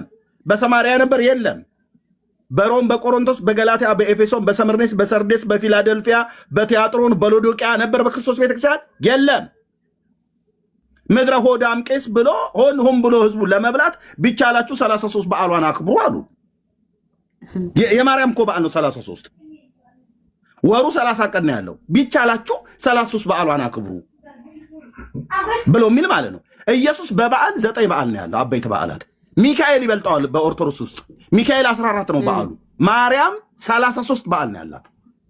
ማርያም ነች የመጀመሪያ ቁጥር 1 በበዓል የምትበልጥ በክብር የምትበልጠው ኢየሱስን ሁሉ ጭምር በቤተ ክርስቲያኒቱ መጽሐፍ። እስቲ መጥተው ካህናት አገልጋዮች የሆኑ እንነጋገር። ዓለም ሳይፈጠር አስቀድሞ ነበረች እኮ ነው ብሎ የሚሉት። በአምላክ ሕሊና ሳይሆን ተፈጥራ ነበረች ነው ብሎ የሚሉት። መላእክትን ታዝ ነበረ ነው ብሎ የሚሉት። መላእክት መስገድ ብቻ አይደለም ታዛቸው ነበር፣ ይታዘዟት ነበር ነው የሚለው። ነበር ነው የሚለው መጽሐፍቶቻቸው። ኦርቶዶክስን ልብ በሉ። በእኔ ዘመን ነው አልኩ፣ በእኛው ዘመን እኔ እንደዚህ እንድትሆን አልፈልግም። በወንጌል መታደሷን እንጂ እኚህ ጳጳስ እንዳሉት እንድትሆን አንፈልግም ነበር። ይሄ ሞቲቭ የለንም። ህዝባችን እንዲድን እንጂ ህዝቡን እንዴት አድርገው ሸብበው እንደያዙት እንድትድን እንጂ እንድትፈርስ የኛ አጀንዳ አይደለም። ግን ጳጳሱ ምን እንዳሉ ይሁት ብፁዕ አቡነ አብርሃም ይኸውልኝማ እኛ ብንናገር ድቅድቅ ጨለማ ውስጥ አለኑ ብለው ያሉት ራሳቸው። ኦኬ ራሳቸው ቤተክርስቲያኒቱ ምን እየሆነች ነው ያሉት? ምን እየሆነች ነው ያሉት? ብፁዕነታቸው ካሜራ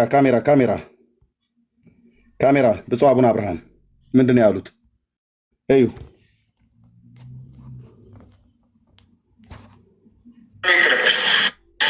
አሁን ግን አሕዛብን ማስተማሩ ይቅርብን። እንዲህ ስል ምን ማለቱ ነው ልትሉ ትችላላችሁ።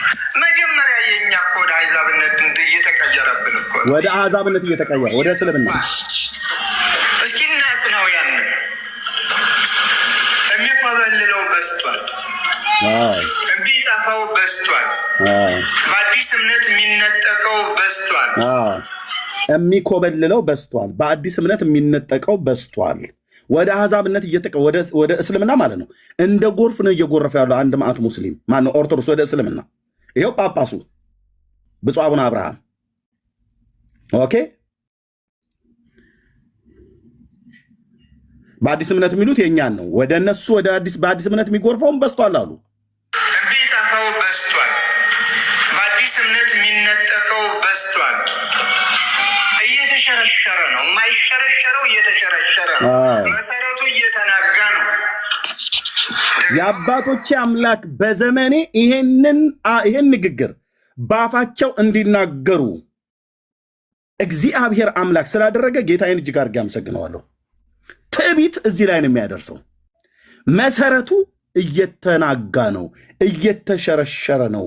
ህዝባችን በአሕዛብ እየተወሰደ ነው አሉ። በሙስሊሞች በአዳዲስ ሃይማኖት እየተወሰደ ነው። በእኛ አይነቶቹ ማለት ነው። እኛና አዳዲስ ብለው የሚሉት ነባሮቹስ አስኬማቸውን ደፍተው መስቀላቸውን ይዘው ወንጌል አይሰብኩም። እነኛ አባቶች ማለት ነው ለወንጌል ጠር ናቸው። የእኔ አባቶች ስለሆኑ እናገራለሁ። ለወንጌል ጠር ናቸው። ኢየሱስ ተብሎ ሲባል ጀርባውን አጥነው ይሄን ሰውዬ ነው የሚባለው ቤት ውስጥ። እኛ ለአሕዛብ ወንጌሉን መስበክን ተው፣ የቤት ውስጥ ያሉትን እናጽና እኮ እያሉ ነው። ለምን? እየተሸረሸረብን ነው፣ እየተወሰደብን ነው፣ እየተጎተተ ነው፣ እየጠፋ። እስኪ እናጽናው ያንን በስቷል። የሚጠፋው በስቷል። በአዲስ እምነት የሚነጠቀው በስቷል። እየተሸረሸረ ነው። የማይሸረሸረው እየተሸረሸረ ነው። መሰረቱ እየተናጋ ነው። ደግሞም ማስበርገጊያው ሁልጊዜ ምንድን ነው ከተባለ አንዱን ደካማ፣ አንዱን ብርቱ፣ አንዱን ኃጢአተኛ፣ ሌላውን ጻድቅ አድርጎ ተስፋ በማስ ምን ሆና ነው ኦርቶዶክስ እየተሸረሸረች ያለችው? በጳጳሳቱ አፍ ምን ሆና ነው የኦርቶዶክስ ተዋሕዶ ቤተክርስቲያን ምእመናን ወደ እስልምና እየጎረፉ ያሉት? በሙሉ ምእመናኖቻቸው ብዬ ባልልም እንደዛ ማጋነን ስለሚሆን ማለት ነው። አብዛኛው ህዝብ ራሱ እፎይ በባለፈው አጋልጧቸዋለሁ። ኦርቶዶክሳዊው እስልምና ላይ የሚሰራው የመስከረም ጌቱን መዝሙር ከፈተው ላይቭ ላይ ተመችቶኝ ነው ጌታ ፍቅር የሚለው ማለት ነው። ከዛ ሲከፍተው ይሄን መዝሙር ብናደምጠው እንዴት ነው ብሎ ሲላቸው፣ ኧረ ምነው እፎይ ስብሐት ለአብ ወወልድ ወመንፈስ ቅዱስ እንደ በኪዳነ ምሕረት እንደ በወላዲተ አምላክ፣ ኧረ እባክህ ቤቱን ልታገማው ልታጠነባው ዝጋው አሉት። የመስከረም ጌቱን መዝሙር ከፍቶ ልጁስ መቼ የዋዛ ነው። ቀጠለና መንዙማ ከፈተ። የሙስሊሞቹን እመቤቴን ወላዲት አምላክ ምስክሬ ነች፣ ይሄን መንዙማ ወደዋለሁ፣ የነብያቸው በረከታቸው ይደርብንና እያሉ ማለት ነው። የመሐመድ 2000 ኮሜንት 2200 ነው 2500 ኮሜንት ጸሐፊ ነበሩ። ከዛ ውስጥ ከግማሽ በላይ የሚሆነው ኦርቶዶክሳዊ ነው። እኔ በእመቤቴ ይህንን መንዙማ ስወደው አጥንቴ ውስጥ ነው የገባው፣ ምንም ልደብቀው አልችልም፣ ምስክሬ እመቤቴ ነች እያሉ ማለት ነው። እፎይ ምን አለ? ከዛ ቪዲዮ አለኝ ማሰማት እችላለሁ። ቤተክርስቲያኒቱ በቁሟ ሞታለች አለ። ከነዚህ ጋር እኔ ክርስቲያን ተብዬ መቆጠሬ ያሳፍረኛል አለ። አዎ ና ብለነዋል ወደ ኢየሱስ። ጳጳሳቶቿ መሰረቱ የማይናጋው ተናግቷል፣ የማይነቀነቀው ተነቀንቋል አሉ።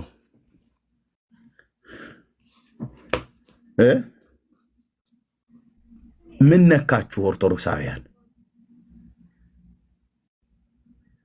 በማሙሻ አንደበት በእኛ ከዛሬ 20 ምናምን ነገር 27 ዓመት በፊት ስንናገር ማን አንተ እኮ አንተ ኤርሚያስ መቀመጫህን እንኳን በአግባቡ ያልጠረክ አንተ ነህ ቤተክርስቲያን የምታድሰው? እንዴት አይነት ግድም አደግነህ ባክህ በለው አይናቸውን አጉረጠረጡብን። መጽሐፍ ቅዱስ እኮ እንደዚህ ይላል። የኔታ ምንድነው ታዲያ? ጴንጤዎቹ እኮ የሚሉት ነገር መጽሐፉ ላይ የተጻፈውን ነገር ነው። የሐዋርያው ቅዱስ ጳውሎስ መልእክት ነው የሚለው፣ በራሳችን መጽሐፍ ነው የተጻፈው። አይ ትርጓሜ ያሻዋል እነሱ በኦርቶዶክስ መነጽር ስለማይዘው። የኦርቶዶክስ መነጽር የት ነው የሚሸጠው? መጽሐፍ ቅዱስ ጴንጤ ሁሉ ሲያነብ ያ የኦርቶዶክስ መነጽር የተባለውን ገዝተን ምናልባት መነጽሩ ይቀይረው ከሆነ አይዶን ነው። የሚቀይር መነጽር ከሆነ ደግሞ ከትክተን በድንጋይ እንሰብረዋለን መነጽሩን።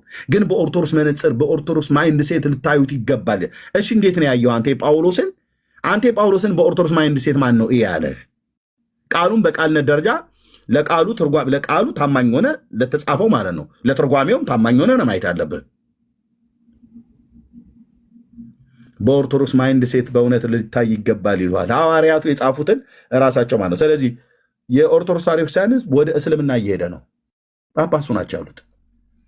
ወደ እኛስ እሰየው እንኳንም መጡ። ለዚህ እኮ ነው ዳግዬ አልከሰርንም ብዬ የምልህ ብራዘር። የእኛ ጌታ ይናገር የለ አልከሰርንም።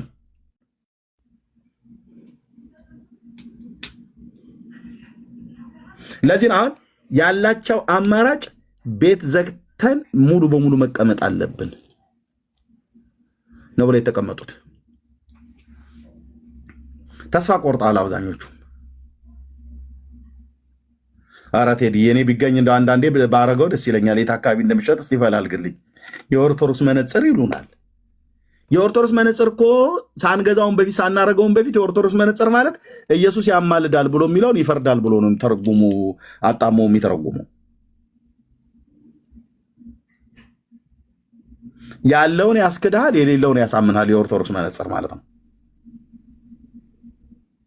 ኢየሱስ ከሙታን ተነስቷል፣ መረጃ መጽሐፍ ቅዱስ አለ። ማርያም ከሙታን ተነስታለች፣ መረጃ የለም።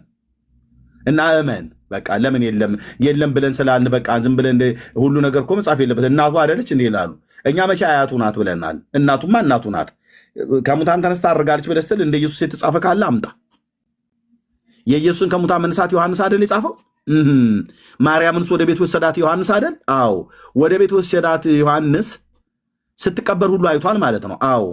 ታዲያ እሱ ከሙታን ተነስታ ማረጓን አይቷል ብላችሁን የለ እንደ በታምረ ማርያም ታምር 7 ላይ።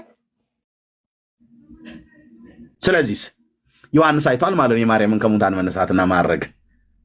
ታዲያ 5 መጽሐፍ ሲጽፍ ምን ካልሆንኩ ብሎ ነው የሐዋርያው ዮሐንስ የማርያምን ከሙታን መነሳት ያልጻፈው? የአልዓዛርን ጽፎ ሲያበቃ የማርያምን ለምን ዘለለው? ነገርየው ዮሐንስ ላይ አይናችንን አናጉረጠርጥም። ሐዋርያው በመንፈስ ቅዱስ ኢንስፓየር ሆኖ የጻፈውን ጽፎታል፣ እውነቱን ማለት ነው። ታዲያስ ይሄ ጉዳይ ምስራቅ አፍሪካ ላይ የተፈበረከ የኦርቶዶክስ ደብተራዎች ወሬ ነው።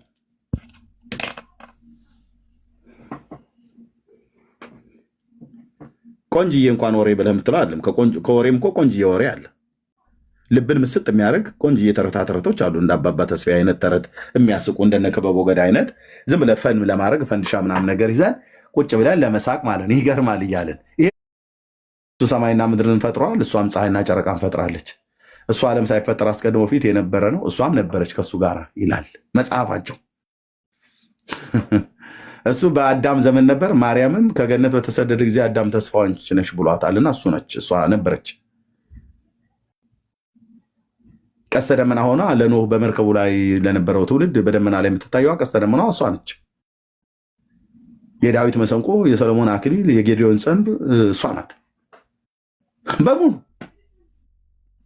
አብርሃም፣ ይስሐቅ፣ ያዕቆብ የተመኩባት ከአጥንታችን ከስጋችን ቁራጭ ከአጥንታችን ፍላጭ ብለው እመቤቴ እያሉ የሰገዱላት እሷ ናት ይላል ታምረ ማርያም።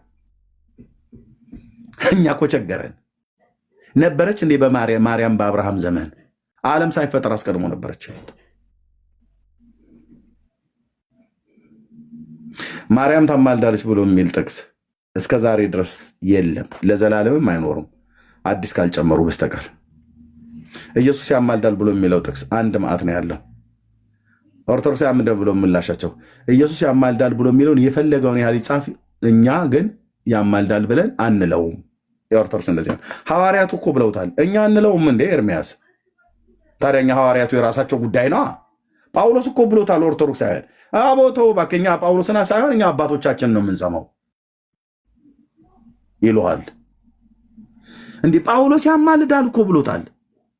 አይ አባቶቻችን ማርያም ነች አማልጅ ነው ብለው የነገሩን ጥቅስ አሳዩን። የለም የተጻፈን ይክዳሉ፣ ያልተጻፈን ያምናሉ።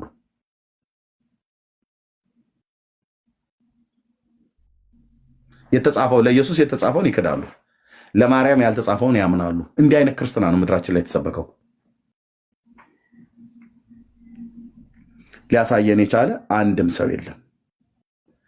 ጥምን የሚያረካ የትውልድን ጥያቄ ሊመልስ የሚችል አንድም ያሳየን የለም። እመቤቴ ታማልዳለች፣ ታማልዳለች፣ በእውነት ታማልዳለች፣ ታማልዳለች። እስኪ ታማልዳለች በሉ። ታማልዳለች 1 2 3 4 ሃሌ ማርያም አማላጅ ናት። ሃሌ በቃ ይሄ ነው ጥቅሱ የተገኘ 1 2 3 4 አይደል? በላሌ ሃሌ በላሌ ሃሌ 1 2 3 4 ሃሌ ማርያም አማላጅ ናት። ሃሌ መናፍቅ የገቡት ሃሌ በ97 ሃሌ በላሌ ቃልቻ ይመስል ከበሮ ይዞ ሲቀጠቅጡ ታያቸዋለህ ማለት ነው። እስቲ ተረጋጊና ጥቅሱን አምጪው። የለም ኢየሱስ ያማልዳል፣ ይድፋ የአባቴ አምላክ ይለዋል። እንዴ ሐዋርያው እኮ ነው ኢየሱስን ያማልዳል ብሎ ያለው። እኛ ግን አንለውም ይለዋል። ጠማማና ገልበጥባጣ ትውልድ። ሐዋርያው ያላለውን ማትል ቤተክርስቲያን ጠማማ ቤተክርስቲያን ትባላለች። ሙሉ ወንጌሉን፣ ቃለ ሕይወቱን፣ መሰረተ ክርስቶስን፣ ኦርቶዶክሱን፣ ካቶሊኩን ማንም ይሁን ማንም ሐዋርያቱ ያላሉትን ማትል ከሆነ አንተ ጠማማና ገልበጥባጣ ትውልድ ትባላለህ። ፋክት። የሥላሴ ባሪያ እንዲህ እውነቱን ፍርጥ አድርጌ እነግርሃለሁ። ጳውሎስ ያለውን እማትል ቤተክርስቲያን እሷ በአምላኳ ቃል ላይ የገለሞተች ቤተክርስቲያን ናት። ቤተክርስቲያን የምትባለው በአምላኳ ቃል ላይ የቆመች ቤተክርስቲያን ናት። የአምላኳን ቃል የምታስፈጽም ቤተክርስቲያን ናት። ለአምላኳ ቃል የምትታዘዝ ቤተክርስቲያን ናት። ሪተን የሆነውን የተጻፈውን የአምላክን ቃል የምትሰብክ ቤተክርስቲያን ናት። ከዚህ ውጭ የወጣችሁንማ ምን ብለህ ትላለህ? ንስሐ ግቢ ብለህ ትመልሳታለህ። ጋለሞታይቱ ወደ እውነተኛው ባልሽ ተመለሽ ብለህ ትላታለህ። ከፍጡር ጋር ለመጎልሞት ኢየሱስ ያማልዳል ብሎ ያለውን ኖ የምን እንዴት ይለዋል። ማርያም ታማልዳለች ብሎ የሚል የለም። ታማልዳለች ይላል ስሩ ሲገታተር ድረስ። መረጃ ጥቅስ አንጣ የለም።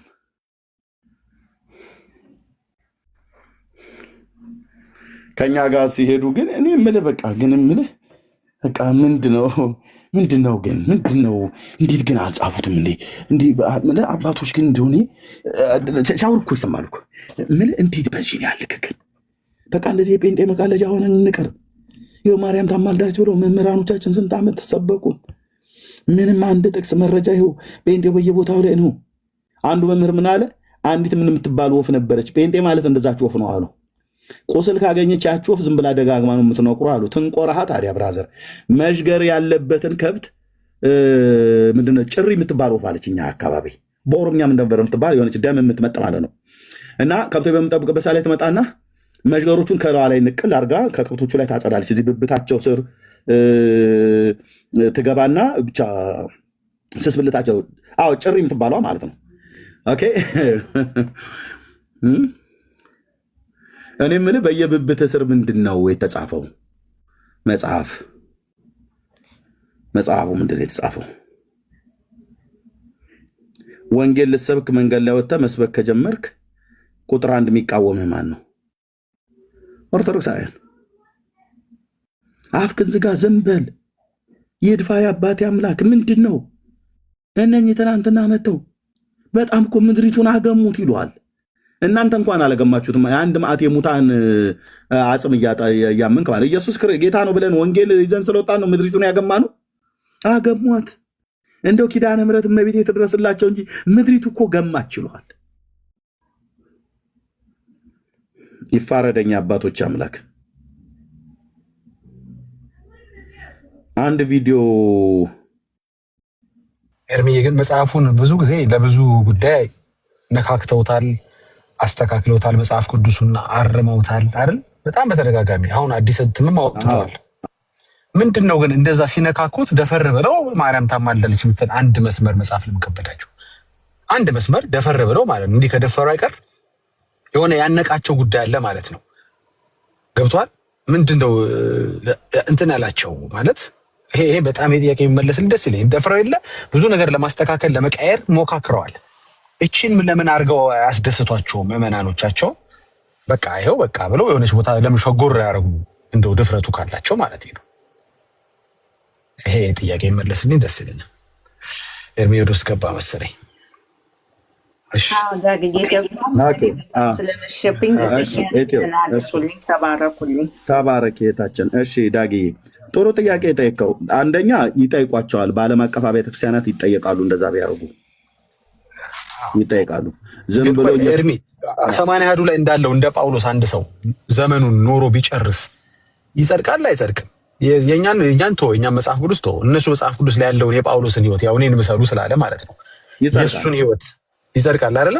ግን እኮ ታዲያ ጳውሎስ ከ200 ጊዜ በላይ ኢየሱስ እያለ ሲናገር አንድም ቦታ ላይ ማርያም የሚል ቃል ካፉ አልወጣው ማለት አልጻፈም። መልእክቱ እንደው አንድ የገላትያ 4 ላይ ቢናገር ምን አለ? አይወዷትም እችንም። ነገር ግን የዘመኑ ፍጻሜ በደረሰ ጊዜ እግዚአብሔር ከሴት የተወለደውን ከሕግም በታች የተወለደውን ልጁን ላከ አለ። ችግር አንተ ጋር ነው። እሺ እንግዲህ ስለ ማርያም ሐሳቡን እንኳን ሲናገር ከሴት ብሎ ነው የጻፈው። ከማርያም የተወለደውን ከሕግ በታች የተወለደውን ልጁን እንኳን አላለም ጳውሎስ።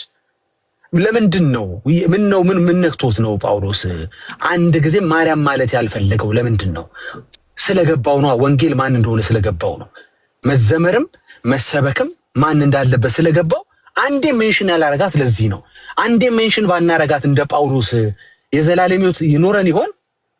በማን ያዱ ላይ ያለውን አይነት የጳውሎስ ሕይወት ብንኖረው አንዴ ሜንሽን ሳናረግ ሳንዘምርላት ሳንሰግድላት በዓሏን ሳናከብር ስለሷ ሳንጽፍ ሳናወጋ ሳናወራ ዘመናችን ቢያልቅ እንጸድቃለን? ኦርቶዶክሶች እስኪ ንገሩን። እንደ ጳውሎስ ኖረን ብንጨርስ ማለት ነው። አሁን እዚህ ጋር ችግር ሊመጣ ነው። እንግዲህ አያጸድቁም ትሉናላችሁ፣ ሩጫችሁ አለቀ አይባልም ትሉናላችሁ።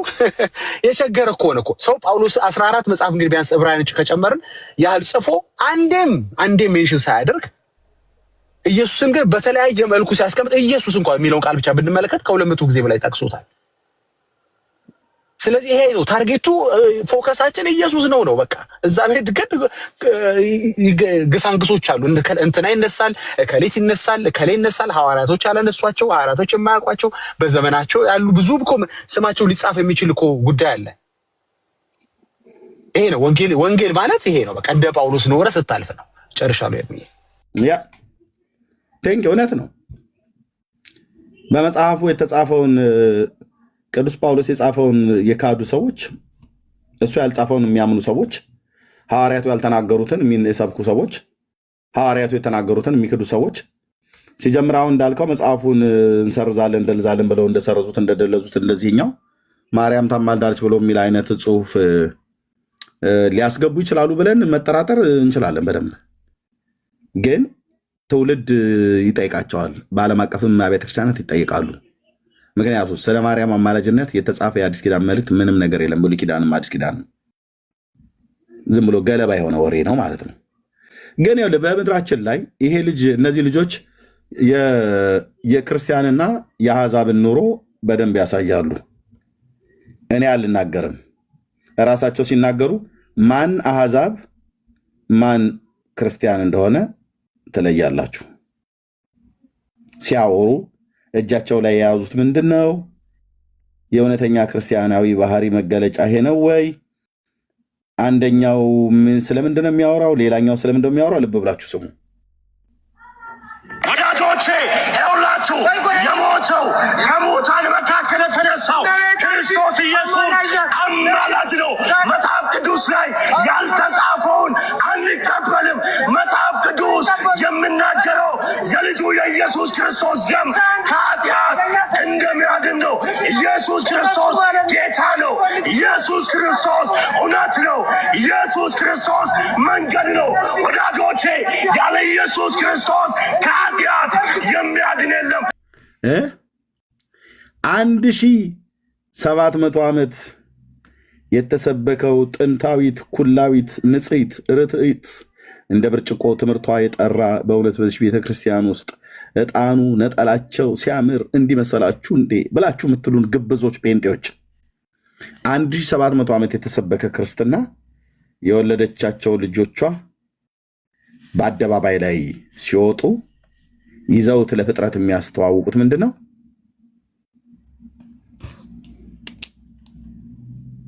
የአረማውያን ጣዖት፣ የሰው እጅ ስራ፣ ራሷን ከጨምዳጅና ከቀዳጅ እጅ የማታድን ክብሪት ብትለኩስባት ተኮማትራ የምትጠፋ ስዕል የ1700 ዓመት ክርስትና የተሰበከበት ጉብል ወጣት ኦርቶዶክሳዊ ይሄ ነው። ትናንትና የመጣ በሰልባጅና በስንዴ የመጣ የሉተር ሃይማኖት ተብሎ እኔ ሁሉ እንኳን ጭምር ከዛሬ 27 ዓመት በፊት አፌን ስከፍትበት የነበረ እምነት ቤንጤ ቆስጤ እያልኩ ሳላግጥ ትናንት መጣችሁ። ምጥ ለእናቷ አስተማርቻት እንደሚባለው አይነት ከሆነ ከልክ አለፈ የእናንተ ጉዳይ ተብሎ የተባለ ትናንትና የመጣ ሃይማኖት እጁ ላይ ምንድን ነው የተገኘው? ቅዱስ መጽሐፍ። በአንደበቱ የሚመሰክረው ማንን ነው? የ1700 ዓመት ክርስትና እጁ ላይ የተገኘው ምንድን ነው? ጣዖት።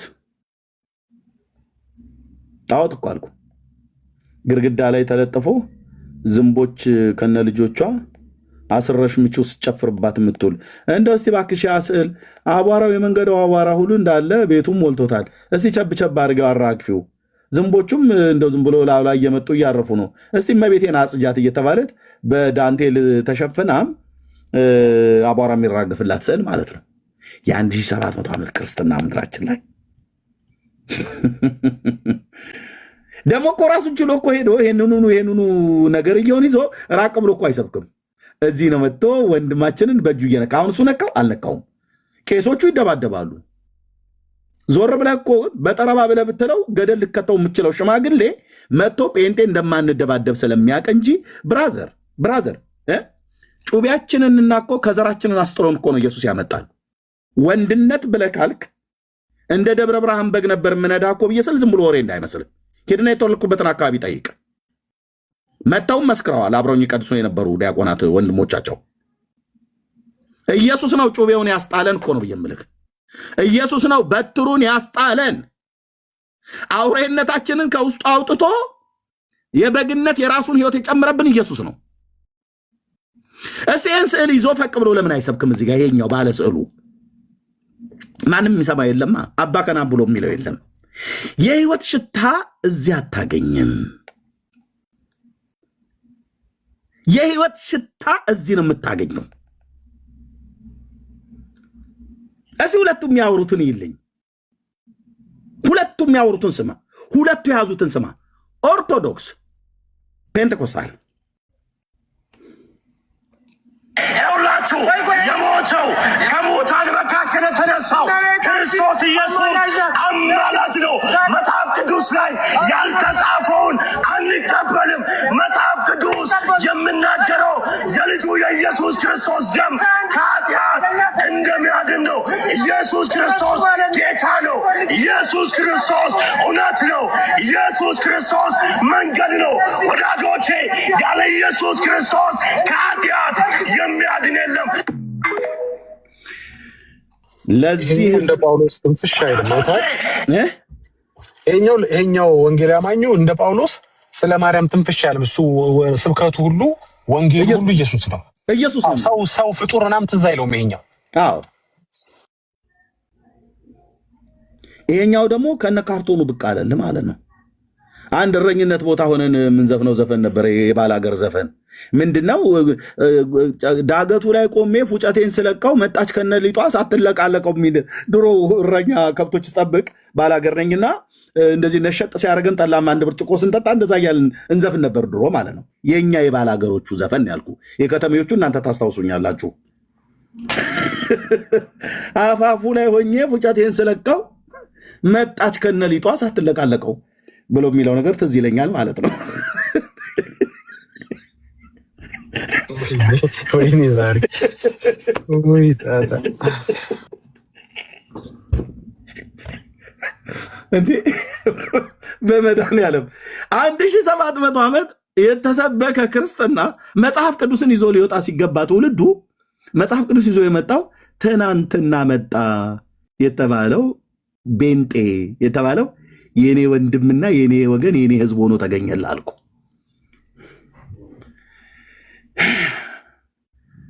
ማን ነው ስለ ጌታ የሚሰብክ? ማን ነው የሞተ እያለ የሚሰብከው? ማን ነው ህይወትን የሚሰብክ? ማን ነው የህይወት ቃል እጁ ላይ ያለው? ማን ነው የህይወት ቃል በቤቱ ያለው? ማን ነው ቤቱን ክርስቶስ የሞላ? ማን ነው ንጉሱን በተቀደሰው ተራራዬ ላይ ሾምኩ ብሎ እንዳለ ዳዊት ማን ነው ኢየሱስን የሾመ? ኦርቶዶክስ ወይስ ወንጌላውያን? አስረግጬ ነግራችኋለሁ። በላህ አይደለም የማወራው። የቤተ ክርስቲያኒቱ ዲያቆን ስለነበርኩ ኦርቶዶክስ ኢየሱስ ክርስቶስን አላነገሰችው። ለሚጠይቀኝ ሁሉ መልስ አለኝ እኮ ነው ብዬ የምልህ። አሉ እዚህ ንፍስ ያለባቸው ጴንጤዎች ምን አድርጉ ነው የምትሏት? እቺ ቤተክርስቲያን ጥንታዊት ናት ምናምን። ስለ ጥንታዊነት አይደለም፣ እንደ ጥንታዊነቷ የጥንቶች ቤተክርስቲያን ሲሰብኩ አላየም እንዴ? የጥንቶቹ ቤተክርስቲያን ሮሜዎች ምን ነበር ሲሰብኩ የነበሩት? ለሮሜ ቤተክርስቲያን ቅዱስ ጳውሎስ ምን ነበር ብሎ የጻፈው? አንተ ጽድቅ በማ በኩል ይገኛል ብሎ ነበር የጻፈው። ከምዕራፍ 1 ጀምሮ እስከ ምዕራፍ 16 የመጨረሻው ሰላምታውን እስኪሰጥ ድረስ። አንድም ጴንጤ ብትሆን መታ አታምታታም እኔ ጋ ማለት ነው። ተዋቸው ይላሉ። ለምን ተዋቸዋለን? ይሄ ነው ክርስትና ወይስ ይሄ ነው ክርስትና? ይሄ ነው የሐዋርያቱ ትምህርትና መስካሪ ወይስ ይሄ ነው የሐዋርያቱ ትምህርትና መስካሪ? ጳውሎስ ይህን ይዞ ነበር የተገለጠው ወይስ ይህንን ይዞ ነበር የተገለጠው? መጽሐፍ ሲናገር በማርቆስ ወንጌል መጽሐፍ ምዕራፍ 16 ቁጥር 8 ላይ ሲናገር ለዘላለም የሚሆነውን የማይለወጠውን ለዘላለም ድነት የሚሆነውን የማይለወጠውን ቅዱሱን ወንጌል ከፀሐይ መውጫው እስከ መጥለቂያው ድረስ በእጃቸው አስይዞ ላካቸው ይላል። ያው የእኛ ወንድም ጋር ነው የተገኘው አደባባይ ላይ እንዳሜባ ላው ላይ ተለጥፎ ፈቅ ብሎ ነበር መስበክ። እስቲ ህዝቡ ይስማን፣ ህዝቡ ይስማን። እነሱ ስለ ማርያም እስኪ ይናገሩ፣ እኛ ስለ ኢየሱስ እስቲ እንናገር። እንዴ ያውቃሉ። ምን ነክቷችሁ ነው? ጴንጤ ፊት ነው? አረ በመድኃኒዓለም ድርሽ እንዳትሉ፣ በኪዳነ ምሕረት እንደ በወላዲት አምላክ ወፍጮ ቤት ገብቶ ሰው ዱቄት ሳይነካው ሊወጣ እንደማይችል ሁሉ እነሱ ቤት ገብቶ የሆነ ነገር ሳይነካችሁ አትወጡ። ስለዚህ አትሂዱ፣ ባካችሁ አትሂዱ። እዛ ሙሉ ወንጌል የሚባል ቤተክርስቲያን አትሂዱ። እዛ ቃለ ሕይወት ብርሃን የሚባል ቤተክርስቲያን ድርሽ እንዳትሉ። ደግሞ መሰረተ ክርስቶስ ብሎ ይላሉ፣ አትሂዱ። ልጆቻችሁን ያዙ አደራ። እንደው በመድኃኔዓለም እየተባለ እኮ ደወል እየተደወለ እኮ ሲነገረን ነበር። ምን መዓት መጣ ብዬ እኔ ደግሞ እንዳልኩ እልም ያልኩ ገጠሬ ነኝ። ምንድን ነው የመጣው መዓት ብዬ ማለት ነው። እባካችሁ ልጆቻችሁን ያዙ። በስምንተኛው ሺህ በፍካሬ ኢየሱስ እንደተነገረው ይመጣሉ በስሜ ብሏልና አሁን መጥተዋል እያሉ ማለት ነው። እኔ ኢየሱስ ነኝ እያሉ ነው እያሉ እኔ እዛ ኦርቶዶክስ እያለሁ አዲስ አበባ ገብቼ እኮ ነው ብዬ የምልህ። አዲስ አበባ ገብቼ የካ ሚካኤል ደጅ እየጠናው እያለሁ መጥተዋል፣ መጥተውላችኋል፣ ይኸው እኔ ኢየሱስ ነኝ እያሉ ደግሞ ኢየሱስ ከኔና ከአንቺም ይወለዳል እያሉ ልጃገረዱን እያስገቡ አዳራሽ ውስጥ መብራት እያጠፉ በቃ ሴቱን ሁሉ ጨረሱት። እባካችሁ ልጆቻችሁን ያዙ። እንዲህ አይነት ነገር የሚያወሩ ሰዎች ካሉ ከቤተክርስቲያን አስወጧቸው፣ ልጆቻችሁን ሁሉ አባሩ እየተባለ እኔ ራሴ ደርሻለሁን።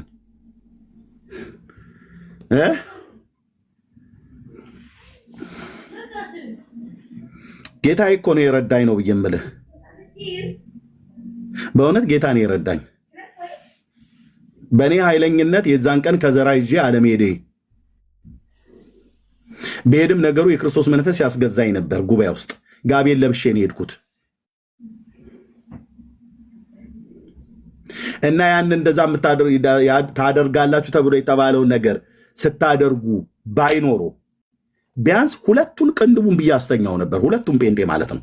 ዝሙት ስትሰሩ አግኝቻችሁ ቢሆን ኖሮ የአባቶች አምላክ ምስክር ነው፣ ሬሳዬ ነበር የሚወጣው ከዛ ከኤግዚቢሽን ማዕከል። ደብድባችሁ ቀጥቅታችሁ ልገሉኝ ስላላችሁ ግን ሁለቱን አጋድሜው እሄዳለሁ ወደ ጌታ። ያው ሲኦል ነው የምገባው። በኦርቶዶክስ ገነት መግባት የሚናፍቀናው ያው በቃ ትሄዳለህ። እኛ ገነት ትገባላችሁ ብለን ገነት እኔ ወይዘሮ ገነት ነው የማውቀው ገነቴ ገነት ምናምን ነገር እንጂ በኦርቶዶክስ ገነት ትገባለህ ተብሎ ምንም። ለዚህ ነው እናቴ አባቴን ጠይቃቸው የነበረው ከሞት በኋላ የት ነው የምንሄደው? ቴቴ የለም እኔ እንጃ እኛ አናውቅም ነው የሚሉት። እኔ እየቀደስኩ አላቅልህም። ግን ስመጣ ያገኘኋችሁ እናንተ የተባረካችሁ ስሰብኩ የነበረው መጽሐፍ ቅዱስ ነው። ጴንጤው ወገኔ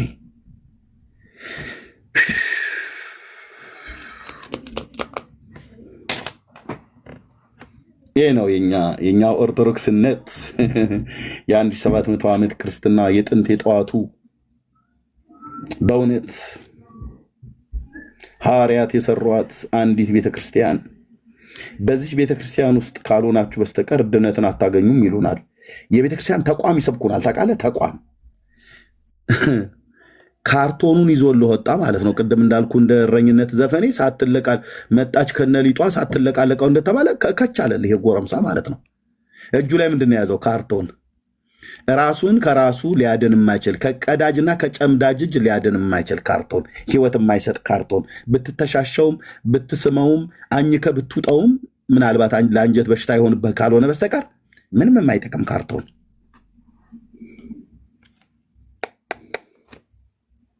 ሁላችሁ የሞተው ከሙታን መካከል የተነሳው ክርስቶስ ኢየሱስ አማላጅ ነው።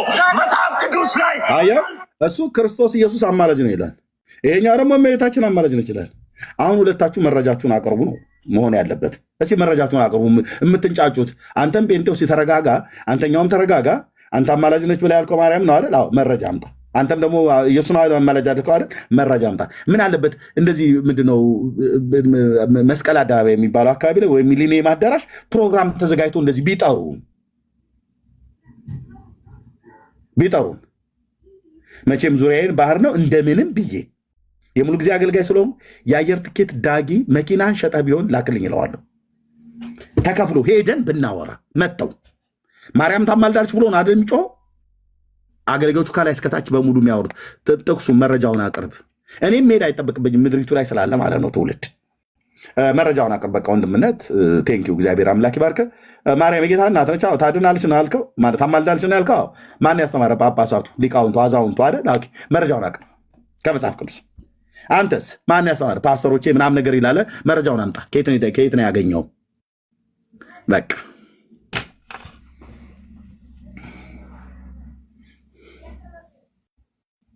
የሴት ሰባኪ የወንዱ ሰባኪ፣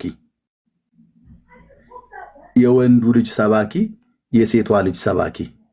ሴቷ ልጅ ሰበኩ ብሎ ያለ ማን አለ? በእውነት በሴቷ ልጅ የሚያምን ብሎ አለ እንዴ? ሴትን ማናነቄ እንዳመስልህ። 2 ሴቶች ልጆች አሉኝ፣ 4 ሴቶች እህቶች አሉኝ፣ አንድ የተባረከች ሴት ሚስት አለች። በ7 ሴቶች ታጥሬያለሁ ማለት ነው። ሚስቴ፣ 2 ሴቶች ልጆቼ፣ 4 እህቶቼ፣ እናቴም ስላለች በ7 ሳይሆን በ8 ሴቶች ማለት ነው። እህቶቼ 4 እህቶቼና እናቴ በህይወት ስላለች 5፣ ሚስቴ 6፣ 2 ልጆቼ 8። በ8 ሴት ታጥሬ ሴትን እያቃለልኩ አይደለም። በተጠመቀ ጆሮአችሁ ስሙን። የሴቷ ሰባኪ ያልኩህ እመቤቴ ታድናለች ይላል። የቱ ጋር ነው እንደዚህ ተብሎ የተጻፈው ነው? ይሄኛው ወንድም ደግሞ ኢየሱስ ያድናል ነው። የቱ ጋር ነው የተጻፈው? መረጃችሁን አቅርቡ መባል ያለበት ባለ ካርቶኑና ባለ መጽሐፍ ቅዱሱ ማለት ነው።